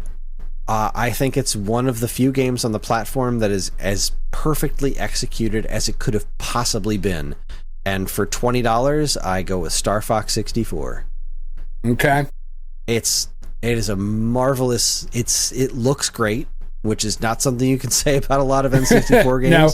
It runs super smooth. It plays great. It looks great. It's got super memorable voice acting. Introduced the Rumble Pack. It's a wonderful game, and it's so replayable because it's got all the different paths you can take with fully different areas and the Landmaster tank transformation. Star Fox 64 is full of so much good stuff, and it really, really shows off what the N64 was capable of. I think it is so perfectly executed for a game of its era. And while I still personally prefer the Super Nintendo game for mostly because of its soundtrack and how important music is to me, and I don't love the soundtrack of Star Fox 64, I just like it. The rest of the game, I think, plays so well. And the voice acting, man. The voice acting in that game is just like, it's the exact right level of so bad it's good. It's just perfect. I love it. Star Fox 64 is a masterpiece. I can't argue with you apart from the fact that I've just never been a Star Fox guy. That's fair. Even going back to the Super Nintendo, it's just not my thing. And I don't really have a good reason why. I played it and I was like, that's okay. You know, like, it's all right. Never, like, it just never really hooked me. The way, and like, other people would come up like, oh my god, fucking Star Fox it's a revelation. And be like, it's not though. Like, it's okay. It's all right. You know, it's okay. It was absolutely a revelation for me. Yeah. I know I'm in the minority there.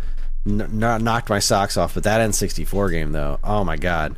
The VHS tape that promoted it too, with the like completely incendiary, like, weird PlayStation and Saturn representatives being kidnapped or something. It was so ridiculous.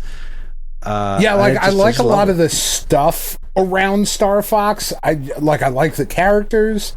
I don't know. It's just never really hooked me. You would think, as a big fan of the Lawnmower Man, I feel like if you like the Lawnmower Man and you fucking like Star Fox, like, you're scissoring. I feel like that's the kind of relationship you have there. I don't know why.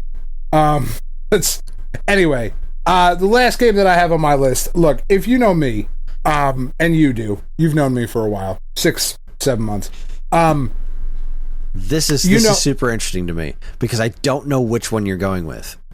I think it's a wrestling game. There's 4 to choose from. This one I struggled with a lot because I really wanted to put one on my list, and then I wound up cutting it eventually because of cost. But I'm really curious which one you go with because I don't know which one's the best one because I don't know these games. But you're 100% right. The one that I went with is not the best wrestling game on the N64. It's not.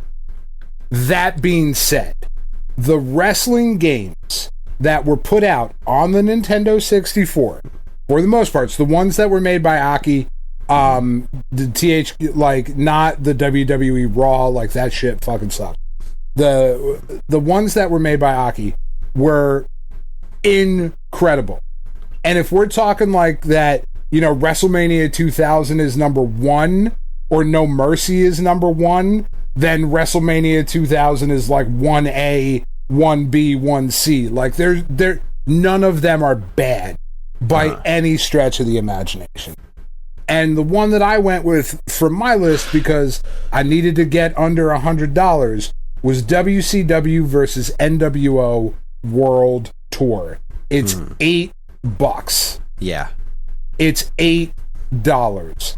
And it is, I would argue, the most fun you will have with an N64 is you and 3 other people playing one of the 4 wrestling games. Doesn't matter which one. Honestly, truly doesn't. Really, you could argue for WWE over WCW at the time.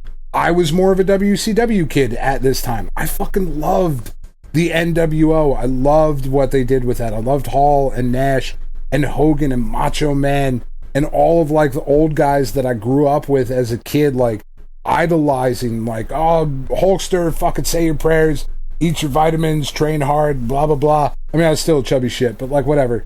You know, so fucking loved him. And the Macho Man, like, oh, yeah, cream of the crop rises to the top. Oh, fucking, like, just so ridiculous. He was so fucking weird. And then, like, going to WCW, it was just the perfect time for that sort of apple pie Americana character that Terry Bollea was portraying on our television screens for so long, to thumb his nose at the fans and fuck you guys and black leather and, like, in a way that felt way more organic and natural than the X-Men movies ever fucking did. Hollywood Hogan spray painting the NWO on the fucking belt. Like, I too sweet my kids to this day. Like, before they go to bed. Like, Katie won't do it because she fucking is just a curmudgeon. But, like, I will too sweet Penny all day. I'll be like, yo, put it up. And she'll fucking too sweet up in the air. It's fucking outstanding. I still do shit like that was influenced by fucking wrestling 20 fucking years ago. This game, it's like I said, it's $8. Whatever. If you disagree with the rest of the list, you just buy all 5 wrestling games. Or 4 wrestling. It doesn't matter. These games are incredibly fun. You get 4 players going, you do a ladder match. It's just absurd. The amount of times that I saw the rising of the sun while I was in college because of the wrestling games on the Nintendo 64 is an absurd number of times, if we're being honest. It is absurd, the amount of time that we spent playing these in my first couple of years of school. And I will always, always, always love this system because of that. And they haven't made a wrestling game like it since. Nothing has quite captured the magic that the N64 wrestling games did. I'm holding out hope that the AEW game recaptures that same magic. If it does, we might be taking a break from the podcast for a couple of weeks because I will be doing nothing else.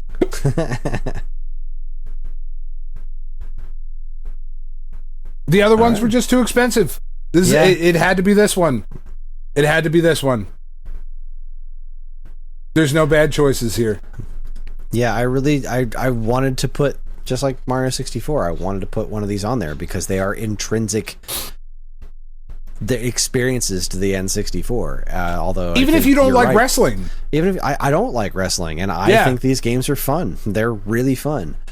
But my last pick for $9 was the reason I was able to forgive myself for cutting Excitebike 64, and that was for Wave Race 64. Yeah, all right.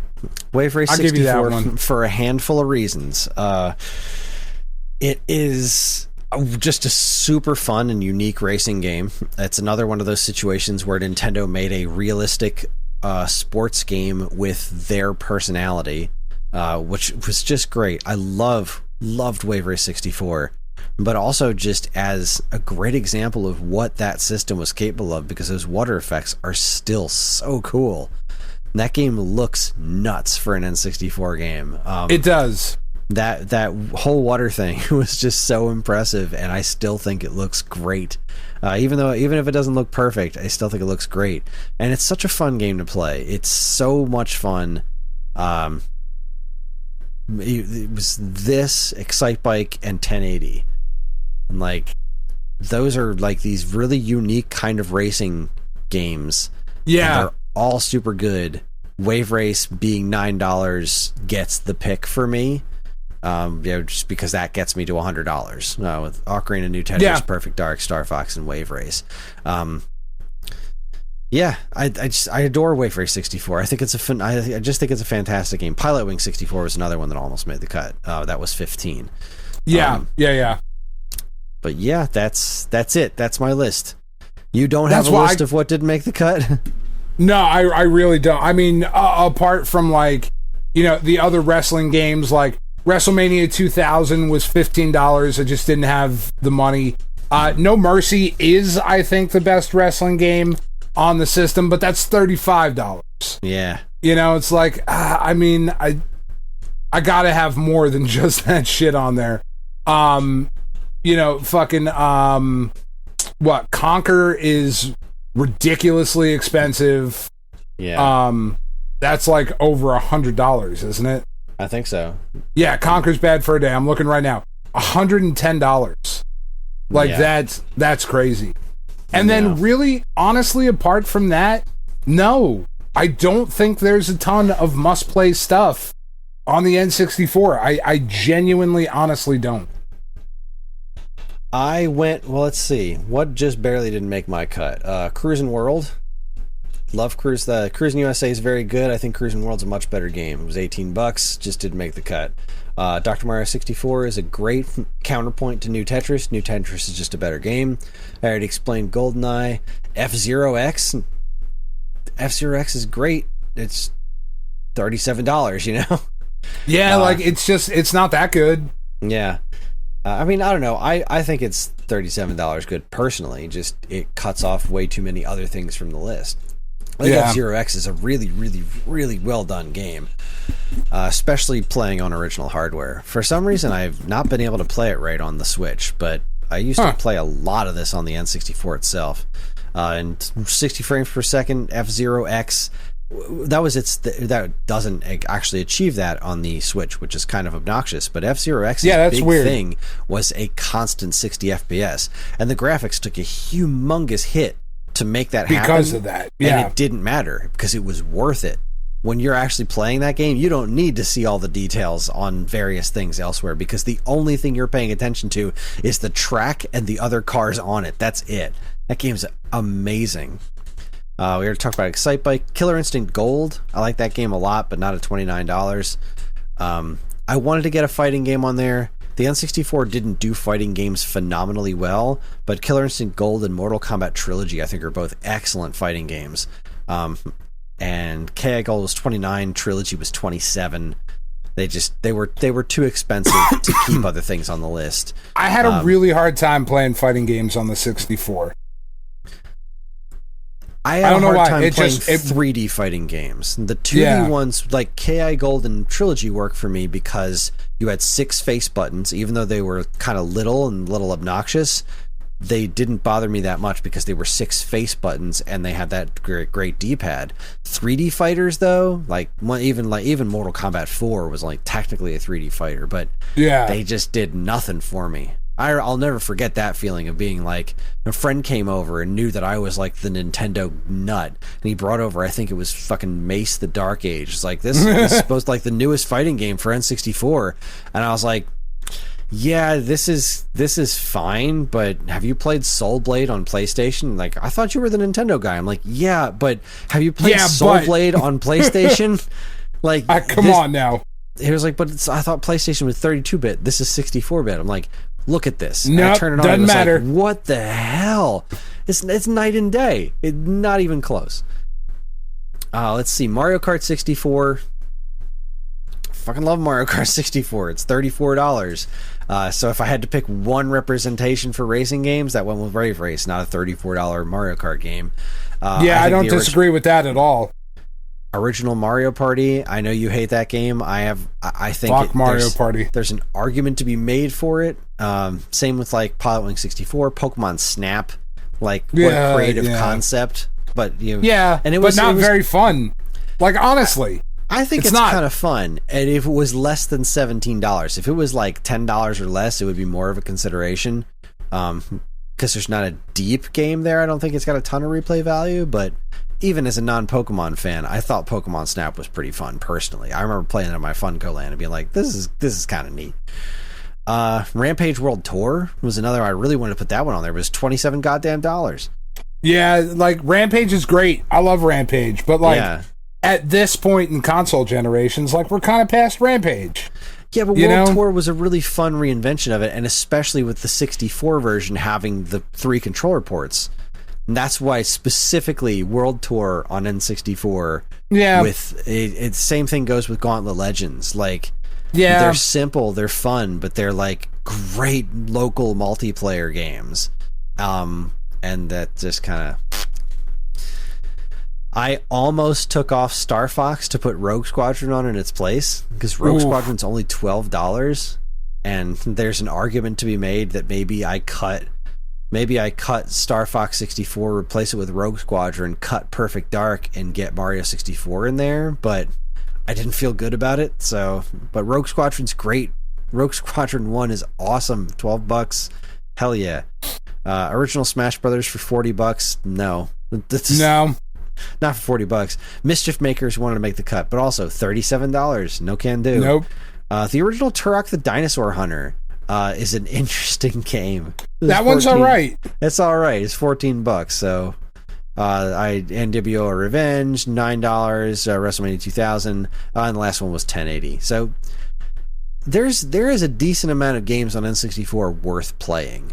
But it's a hard one to get because they're kind of expensive, a lot of them. So yeah. Like, I remember we were so excited, my buddies and I, like, Ronnie's mom, my buddy Ronnie, his mom drove us to GameStop, the Echelon Mall in fucking Voorhees, New Jersey, which isn't even a mall anymore.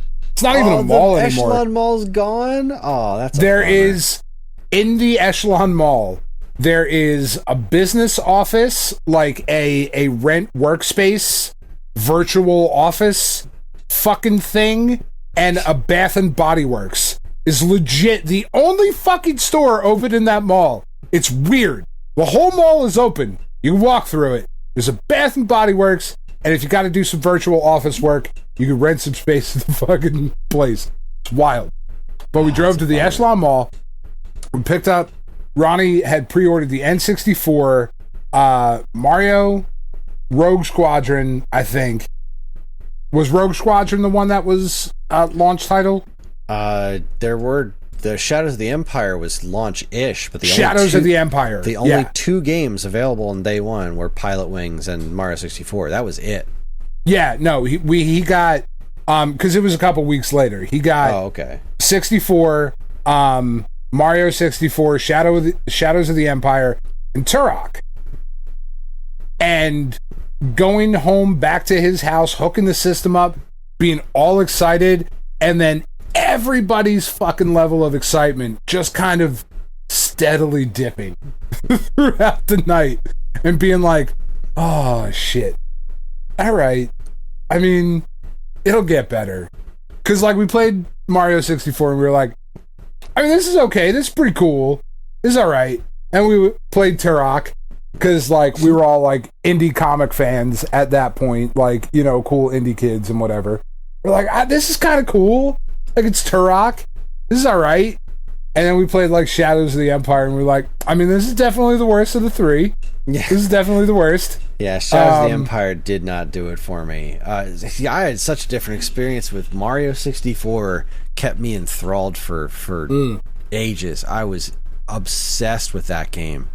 And Turok, I remember renting that game and being so impressed with its frame rate and, like, the way it handled making you feel like a person in first person instead of you know, Doom and whatnot. Like, I remember jumping off a cliff earlier on and grabbing grabbing the opposite side of the cliff to climb up, and the way it sounded and moved was just, I thought it just blew me away. And it's awesome to see how that game's lineage eventually led to Metroid Prime. And you can see that DNA in there of, like, you know, the people who went from how it got from point A to point B. But yeah, I thought Turok was kind of a revelation. It was such a great rental. Turok for the Turok Dinosaur Hunter 64, like whatever the fucking official title of that game is. Turok Dinosaur Hunter, yeah. Turok Dinosaur Hunter is by far the best Turok game. They were all downhill from there too. I did not like any of the sequels. They didn't. They were not good. They kind of played that follow-up game that I understand why people liked them better, because, like, in a lot of ways on paper they were technically better, but I felt like they just missed what made the first one so special. Like, they don't have that frame rate.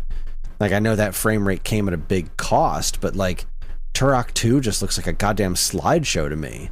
And there's nothing impressive to me about that. Like, it's gotta run smoothly. That's always been my thing with games. Yeah. Yeah. Alright, I don't want to talk about N64 anymore. I love you. I don't blame you. But this system isn't great. It's probably it's my least favorite Nintendo console, like, without a doubt, and I don't think it's even close.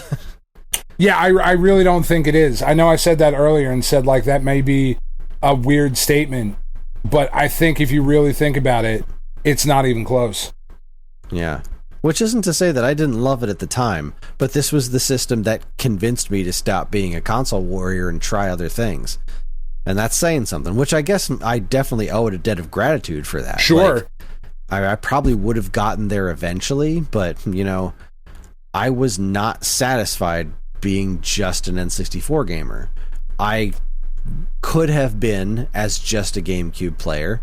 It would have been, you know, I would have missed out on way too much good stuff on PS2, but looking at that library and how much time I had to play games at the time, I probably could have gotten by as just a GameCube player. For sure, GameCube, I think, is the most underappreciated Nintendo system. I mean, it definitely was at the time. Now, GameCube is revered, which is just somewhat infuriating, because I remember at the time working in game stores trying to sell people GameCubes, be like, no, seriously, there's great stuff on this system, and they're like, nah. Beautiful Joe is fucking dope. See, this is again what I'm saying, like, your social media is like people talking about like the GameCube and shitting on your fucking Marvel rewatch, and mine is boobs. They don't talk about the GameCube a whole bunch. Not 0%. Like, not 0%, but like 3%. Okay, I think it's time to wrap this up. Stick a fork in it.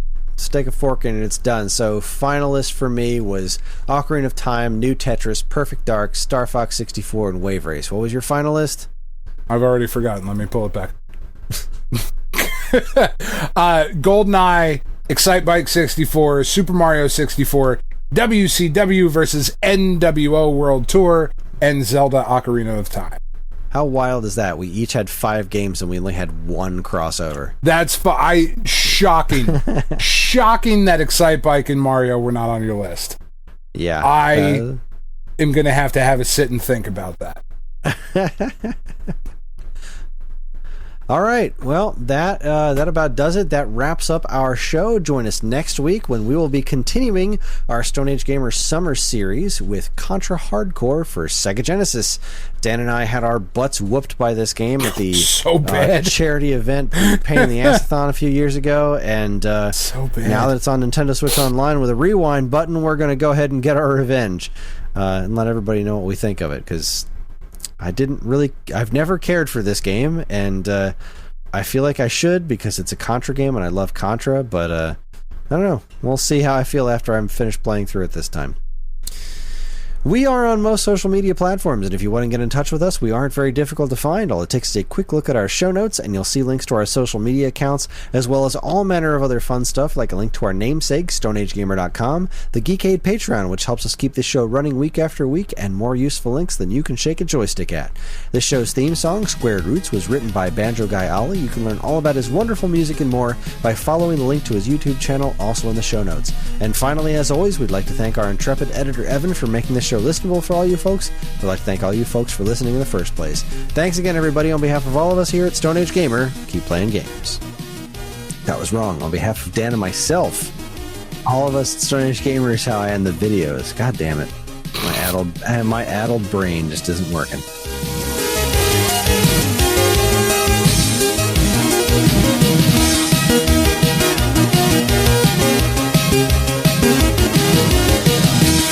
I don't understand how it all works. All I know is that I decided I'm going to do a full MCU rewatch by my rules. Oh, that is fucking daunting. Well, and I'm doing it as background stuff. See, I've been doing a lot of TV in the background while I've been working. And I've been watching, like, I just finished up Sports Night, and before that I was watching a lot of Law and Order, and I was like, you know what? I'm going to MCU that shit. I'm going to do that in the background while I'm doing things, like, instead of watching YouTube videos while I'm, you know, a lot of times I'll put on a podcast when I'm in the shower. Yeah, sure. Throw on a movie. Why not? I can get Disney Plus on my phone. Who cares? So I decided to take all that time I spend, you know, watching weird YouTube videos or watching TV shows in the background and just start plowing through the MCU. Now, I have my own rules on what order things go in, and I feel pretty confident in the way that I've reorganized Phase 1. It seemed to work out very well. All right. Let me get my list, because I know you want to know what it is. No, I do. I'm curious now. All right, so Iron Man is obviously first. I follow Iron Man up with Captain America, and I just skip the post-credit scene, which is literally a trailer for the Avengers, so it's not even a post-credit scene. Except for the beginning part of it, which is actually in the movie, so fuck it. Don't need it. So Iron Man, then Captain America, then Iron Man 2, just because it has to be before Incredible Hulk to make sense. Immediately followed up by the consultant one-shot. And the one-shots, but when I made this list a while ago, I was like, I guess I got to figure out how to fit these things in there. Honestly, you don't. Consultant and Agent Carter are the only ones that have any bearing on anything. I want the funny thing happened on the way to Thor's hammer is literally just Agent Coulson breaking up a robbery at a gas station. Yeah, it's nothing awesome. with anything, and it's not even that awesome. It's just like, okay, I thought it was pretty awesome. It was okay, but I don't need this. And then was the other one, the item 47, it like sets up these two characters you never see again. Never these see two again. Characters. Yeah. Now they work in Shield. They're a big deal, and you never see them and you don't even see them in Agents of Shield. Like, no, that's how little this went. So, and I love that girl too. I can't remember she's her great name. From Party Down, yeah. Fuck, she's really good. And then she was on, was Masters of Sex? I think was the name of the show. Sounds familiar. I've never seen it though. Yeah, it's fucking good. She's like a really legitimately great actress. I was really excited when she was like, she's going to be in the MCU. Oh, that's fucking dope. Yeah, would have been cool. Never saw him again. No. Fucking sucks. But anyway, so Iron Man, Cap. Now, what makes Captain America in its position work really well is when the Cap shield shows up in Iron Man 2.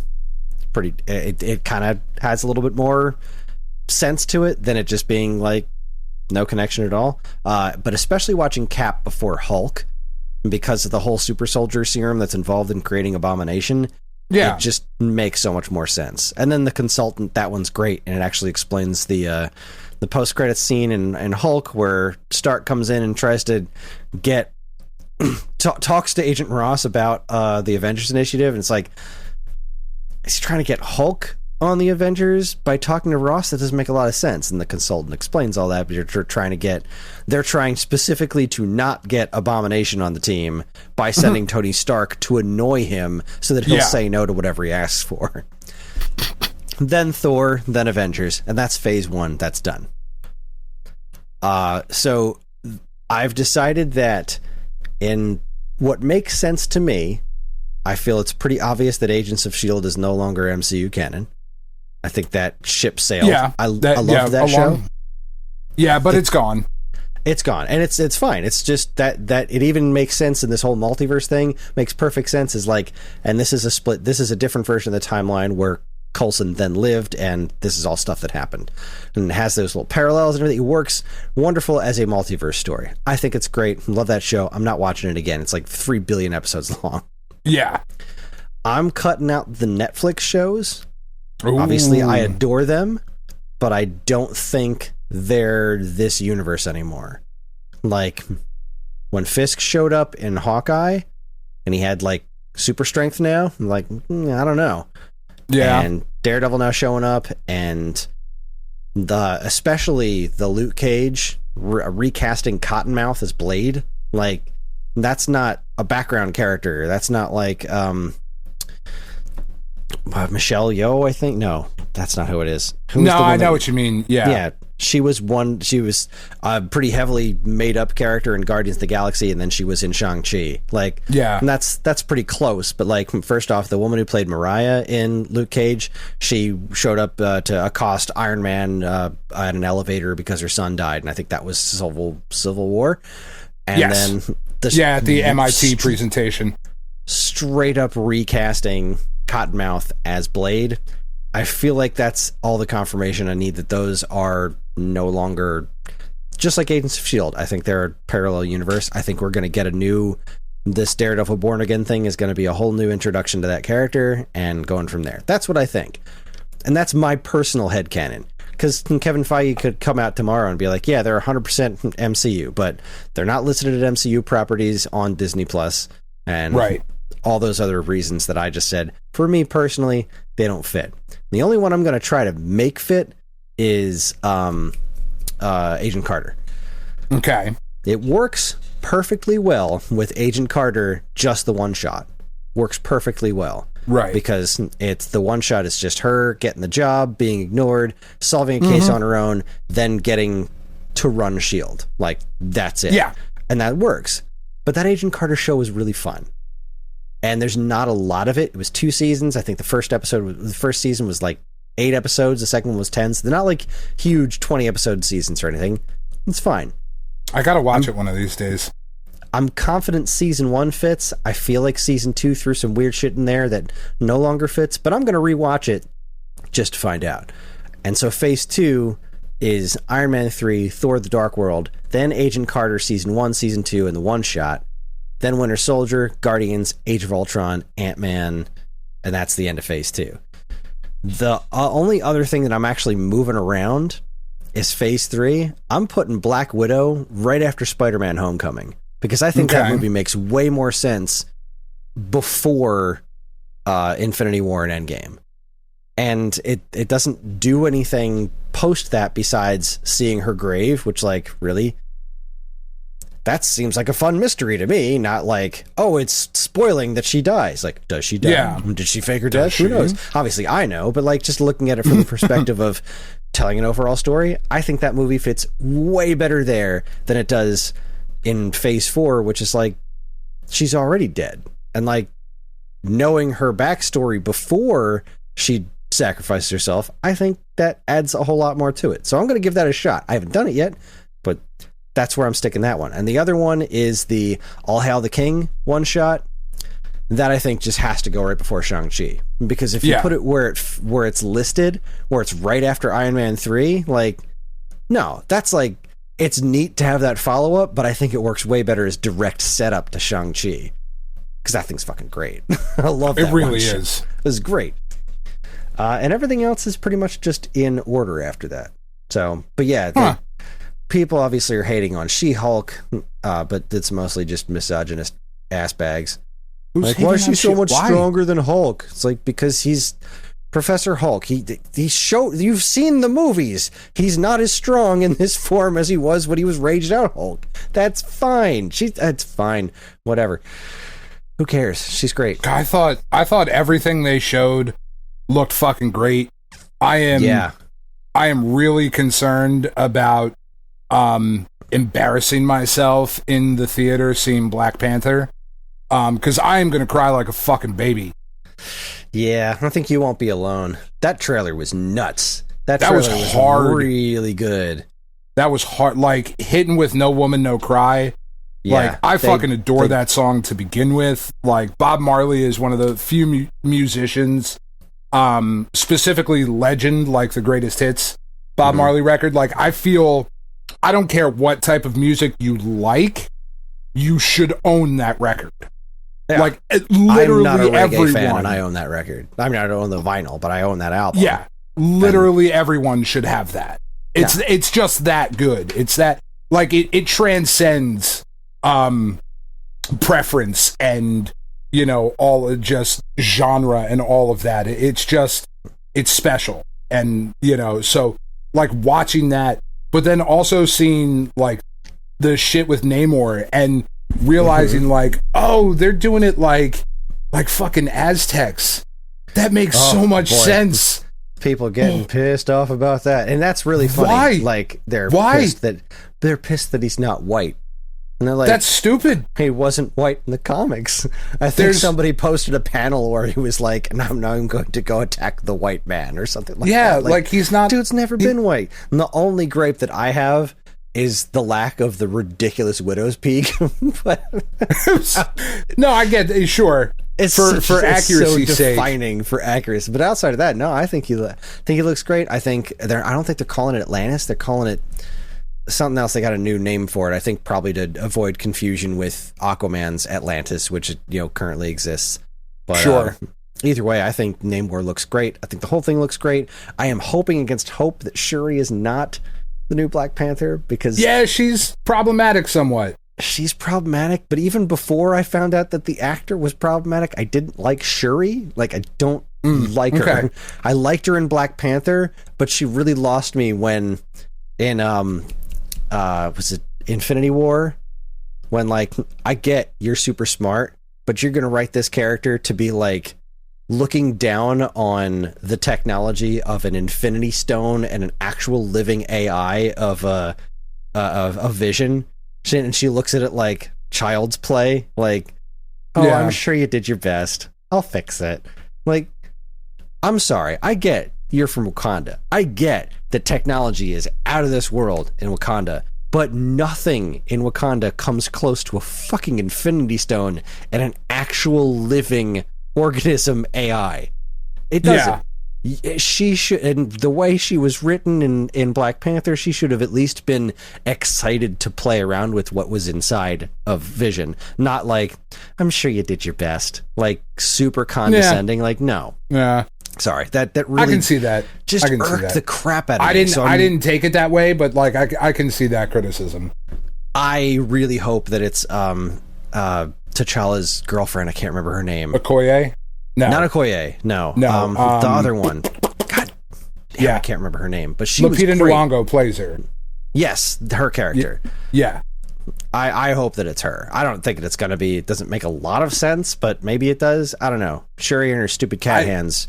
It was definitely a woman in the costume. It's hard to tell. I think so. I mean, honestly, I think it was Shuri. I think it's going to be Shuri. It was Shuri in the comics, but like, it seems so obvious. I really want it to be that other girl, just because she's great. I don't want it to be Okoye because I think she's perfect as is. You know, like I think. I think there's like rumors of her getting a spin-off too. Of like, I was going to say there's a lot of other stuff with Adora Milaje that Ta-Nehisi Coates did in his run of Black Panther that is out fucking standing, and everybody should go read. But like there's stuff in there that is good enough to where it deserves its own show. And there's rumors that it is going to get a show, that there's going to be an Okoye starring show, and I think that would be great. I think so too. She's more interesting as she is than as Black Panther. Yeah, I would agree with that. I would agree. A neat theory. This is a really cool theory. I want to see that I heard online. Bassett. Was it? Yeah, exactly. Angela Bassett. But in like a flashback to Oh, really? I was just kidding. That's the rumor. There's a fan theory out there that the shot that we saw was Angela Bassett temporarily taking the role, like between situations there, like between where this movie takes place and after T'Challa died.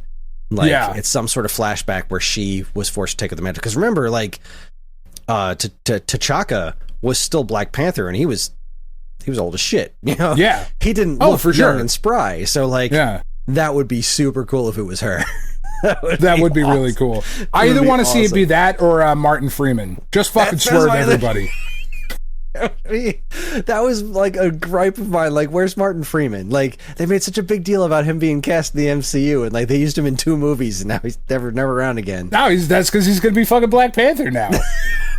That would be so wrong on so many levels, but it would be amazing. There's a Jim Mahfood, who is just one of my absolute favorite comic creators. 10, 15 years ago, did an issue of Marvel Comics, What If, but he called it Waha. And in this issue, Black Panther unmasks and he's a white guy. And like the rest of the Avengers are standing there, they're like, you're white? He's like, yeah, in South Africa. He's like, no, but your name is Black Panther. He's like, oh, so it's Black Panther, I gotta be black, right? It's really fucking funny. I was like, oh man, that would be... Now, like, that's so weird that people are complaining that, like, Namor is not a white guy. There are very, very few characters in the Marvel Universe where their whiteness is important to the character. Like, Iron Fist has to be a white guy. Yeah. Like, when people were complaining about it not being an Asian actor cast in the role of Iron Fist, it's like, I see where you're coming from, but that is the definition of virtue signaling, because you don't actually know what you're talking about. That's not the story. If you want to tell a different story, that's okay. Tell a different story. But if you're doing the Danny Rand story, the whiteness of the character is central to the story that was being told. Argue all you want about whether or not that should be the story you're telling. If that's the one you're going with, he's got to be white. Other than that, there's really nothing inherently white about any of the characters, except for maybe Doom. Because Latveria is like a Middle Eastern, or not Middle Eastern, Eastern European, like, fucking nation. There's just not a lot of non-white people that are in charge of those nations. It just kind of doesn't make sense. I think Steve Rogers too, because of the time period. Yeah, and like they even told that story was really interesting in Falcon and Winter Soldier, where they're like, yeah, there's a whole bunch of black Captain Americas, but you know, and that made sense. we were the test subjects. Like that makes sense. There's a lot that makes sense there. Like it would have been really weird if he was like an East Indian guy. Be like, that's fucking strange, you know, like that doesn't fit. But there's so few characters. Like the Fantastic Four could all be whatever. It literally doesn't matter. It doesn't. It just doesn't make a difference, even a little bit. So the only thing I want them to stop doing, like the only thing that bothers me about it, just from an outside looking in optics kind of perspective, is the tendency to make the bad guys non-white. You know, like Kang is a black guy. Namor, who is certainly being presented as the villain, is a minority character. They swapped Kingpin in the first Daredevil movie. Yeah, you know, to Michael Clark Duncan. Like now, he totally worked as Kingpin, and he was fucking awesome. Yeah, but it's like, I mean, okay, guys, you know. You're getting the diversity in there, but you're putting them in positions that are like you're putting it in a weird spot. Yeah, in a weird spot. I see what you're saying. That makes sense.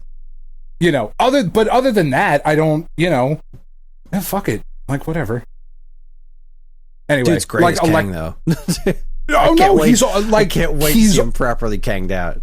He's awesome, and I'm really excited. I thought that Lovecraft County show that he did was really, really cool. Like I really liked it. I thought he did a really great job. Like, I'm really excited for him. I just think, like, he could have been Reed Richards. You know what I mean? Like, he didn't have to be the bad guy. Is all I'm saying. I don't know. I want Brendan Fraser to play the Thing in the movie. That's all I want. I want him. That's pretty cool. I want Brendan Fraser to be, like, I just want him to mocap the Thing and the voice and everything like that. I feel would be perfect. That's pretty solid casting right there. I like that. That's it. Other than that, I'm good. So that's my watch list. After I finished Phase 1, I jumped on Twitter to give a couple of thoughts I had on Phase 1 and kind of explain the whole thing where I wasn't watching Agents of S.H.I.E.L.D. and the Netflix shows and why I personally didn't consider them for my headcanon, all right? Personal opinion. The goon who re-edited his own version of Star Wars.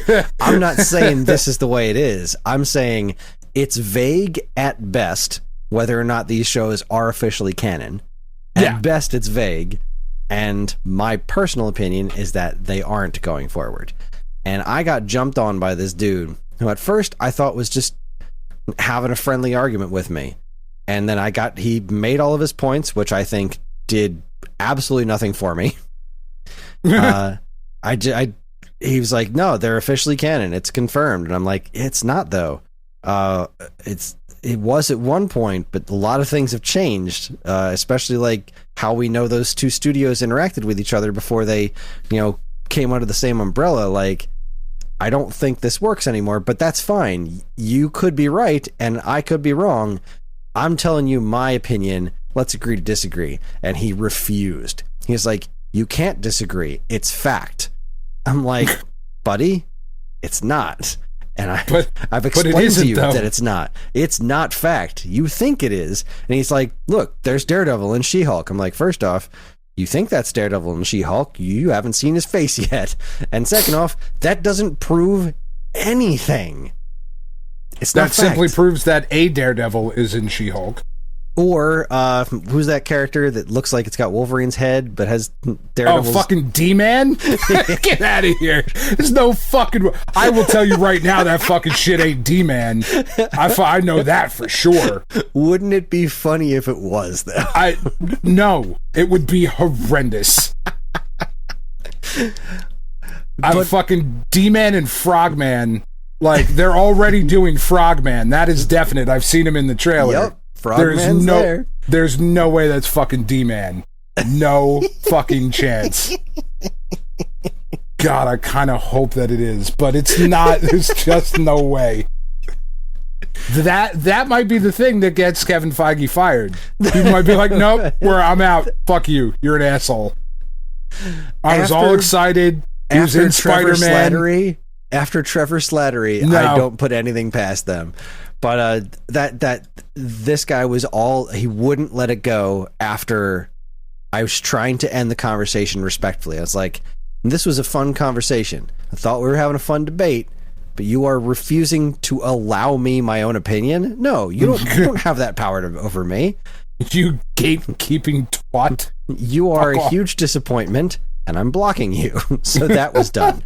And then earlier today, somebody else jumped up on my case, is like, no, this is bullshit. They're 100% proven. They're 100% factually proven to be canon. And then he showed his proof was a screenshot of his own tweet of a picture of Daredevil and from the She-Hulk trailer.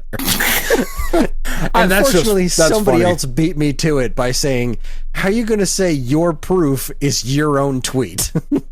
That's kind of awesome. It's not how that shit works. That's kind of great, though. Like, that, he was going for it. He was like, fuck you, this is the proof. It's right here. I tweeted it. And I am the proof. And I just reminded again of how nasty things can be that they don't need to be. Like, this is how you're going to get pissed off at somebody for not agreeing with you on something as inconsequential as whether or not Agents of S.H.I.E.L.D. is official MCU canon. Come on, man. I'm just having fun. I'm rewatching. I started the whole thing by saying I changed the order of the movies. This is how I'm doing it. Like, I'm not. What the hell's wrong with people, man? That's just fucking wild. Like, when did people forget that the internet is for porn? When did people fuck that up? It's not for arguing. It's for looking at movies. Or arguing about movies. I don't know. You guys are doing it wrong. That's what my Twitter things. Is. It's boobies. Like, I'm not out there jumping in the comment sections about people talking about how, you know, what was it? One tweet I saw a week ago where somebody was like, the people are sleeping on how important Batman v Superman was. People will be talking about that movie decades from now, and then people have long forgotten about the MCU. And I'm like, I don't think so. I disagree. I mean, I'm sure people will still be making jokes about the Martha thing 30 years from now. But it's not like I jumped in the comment section and was like, no, you're fucking wrong. Or even the people tweeting things about how the Star Wars sequels are worse than the prequels. Like, you're allowed to think that. You're not allowed to proclaim it as fact. And it's fucking weird, man.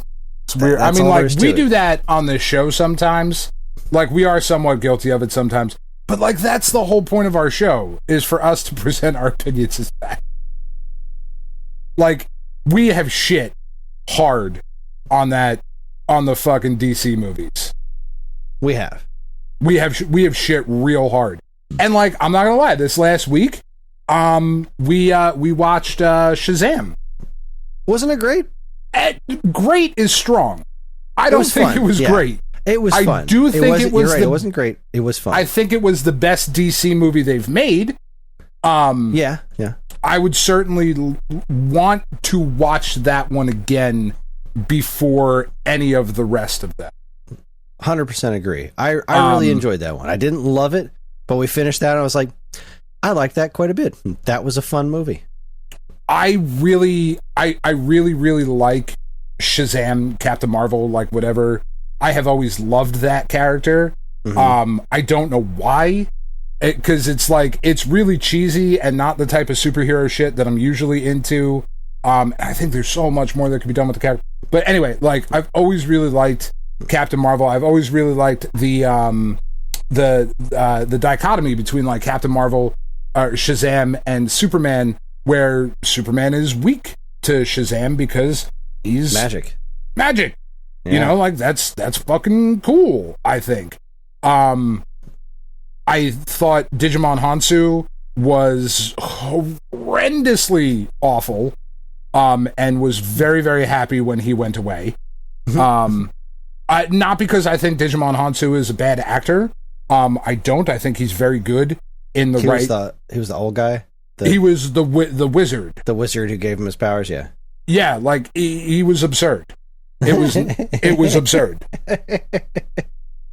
It didn't make any sense, fucking whatsoever. He's supposed to be an old Greek guy because they're fucking Greek gods. Anyway, it's whatever.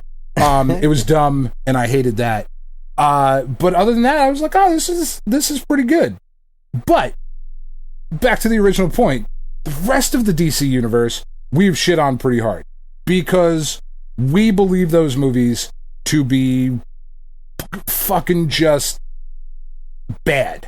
Just bad movies. Not bad comic book movies. Not I didn't like the actor. They're bad. They're poorly made films. That is how I feel about that, yes. But even in our shitting on those movies, we have always left it with, but if you like it, we're two assholes from Jersey. Don't let us ruin your fucking fun. Yeah, my opinion is not fact, and I never claim that it is. I think those movies are bad. I think they're really, really bad. I saw the first 10 minutes of Aquaman. I made it a half an hour into the Snyder Cut. I watched that whole thing. God, I can't imagine why. I didn't need to see anymore. Just the morbid curiosity of it all. I didn't need to see anymore. I thought, like, if I were to put the DC EU into, like, order, I would say, like, fucking Shazam was at the top. Then probably, like... The first Wonder Woman is what I would put underneath it. I would put Birds of Prey above that. The Emancipation of One Harley Quinn. I'm forgetting about all that, and I'm also forgetting about Suicide Squad. I really liked that one. Not Suicide Squad. The Suicide Squad. I didn't see Suicide Squad. I didn't love that one. But, like, The Emancipation of Harley Quinn I thought was really good. I really enjoyed that one. Then probably Wonder Woman. Then probably The Suicide Squad. That's the newer one, right? Mm-hmm. Did we just establish that? Yeah. The Suicide Squad. And then I don't know that you need to watch any of the rest of them. Like, it's honestly how I feel about it. I have never been more disappointed in a movie, I don't think, than Wonder Woman 1984. That's tough because man, I thought that first one was really going in a good direction. Yeah, I was really excited about that movie because I wanted to see a really good follow-up. And I love Pedro Pascal. And, like, I like fucking Captain Kirk. Yeah, Chris Pine's a good time, but that Chris Pine, thank you. No, that was bad. That was not it. Nope. That's hard to say was more disappointed by, because I think back to X-Men The Last Stand. I think that's still the movie I've been disappointed by the most, because that trailer is amazing, and that's the third of the original X-Men trilogy. That's the one I like the best. Oh, you're out of your mind. I fucking hate those first two X-Men movies. I think they are dog shit movies. I think they are fucking awful, and I hate them. And I have never, like, this is not me. I do revisionist history of my own sometimes. Like, I know that I do that. I am well aware that my opinion evolves over time. I have fucking hated those X-Men movies since they came out. I forgot about that. Always fucking hated those movies. I know I knew someone who despised those movies. So I didn't remember if that was you. Oh, I love those movies. I mean, like, they're flawed as heck, but I really enjoy the first two X-Men movies, and I despised the third one. It was just bad. I enjoy one line from the first X-Men movie. Prove it. you're a dick. That's it. Okay. I like the Nightcrawler fight in the Nightcrawler opening scene, and I really like what they did with Stryker. I thought that guy was really fun. That guy's a really good actor. Oh yeah, Brian Cox, he's amazing. Yeah, like I think he did an amazing job as Stryker. I hated everything else about that movie. The third one, oh my god, and everything with pyro. Yeah, they say you're the bad guy. Is that what they say? God, Ian McKellen is Magneto. Everything he says is just wonderful. Ugh. I'm over it.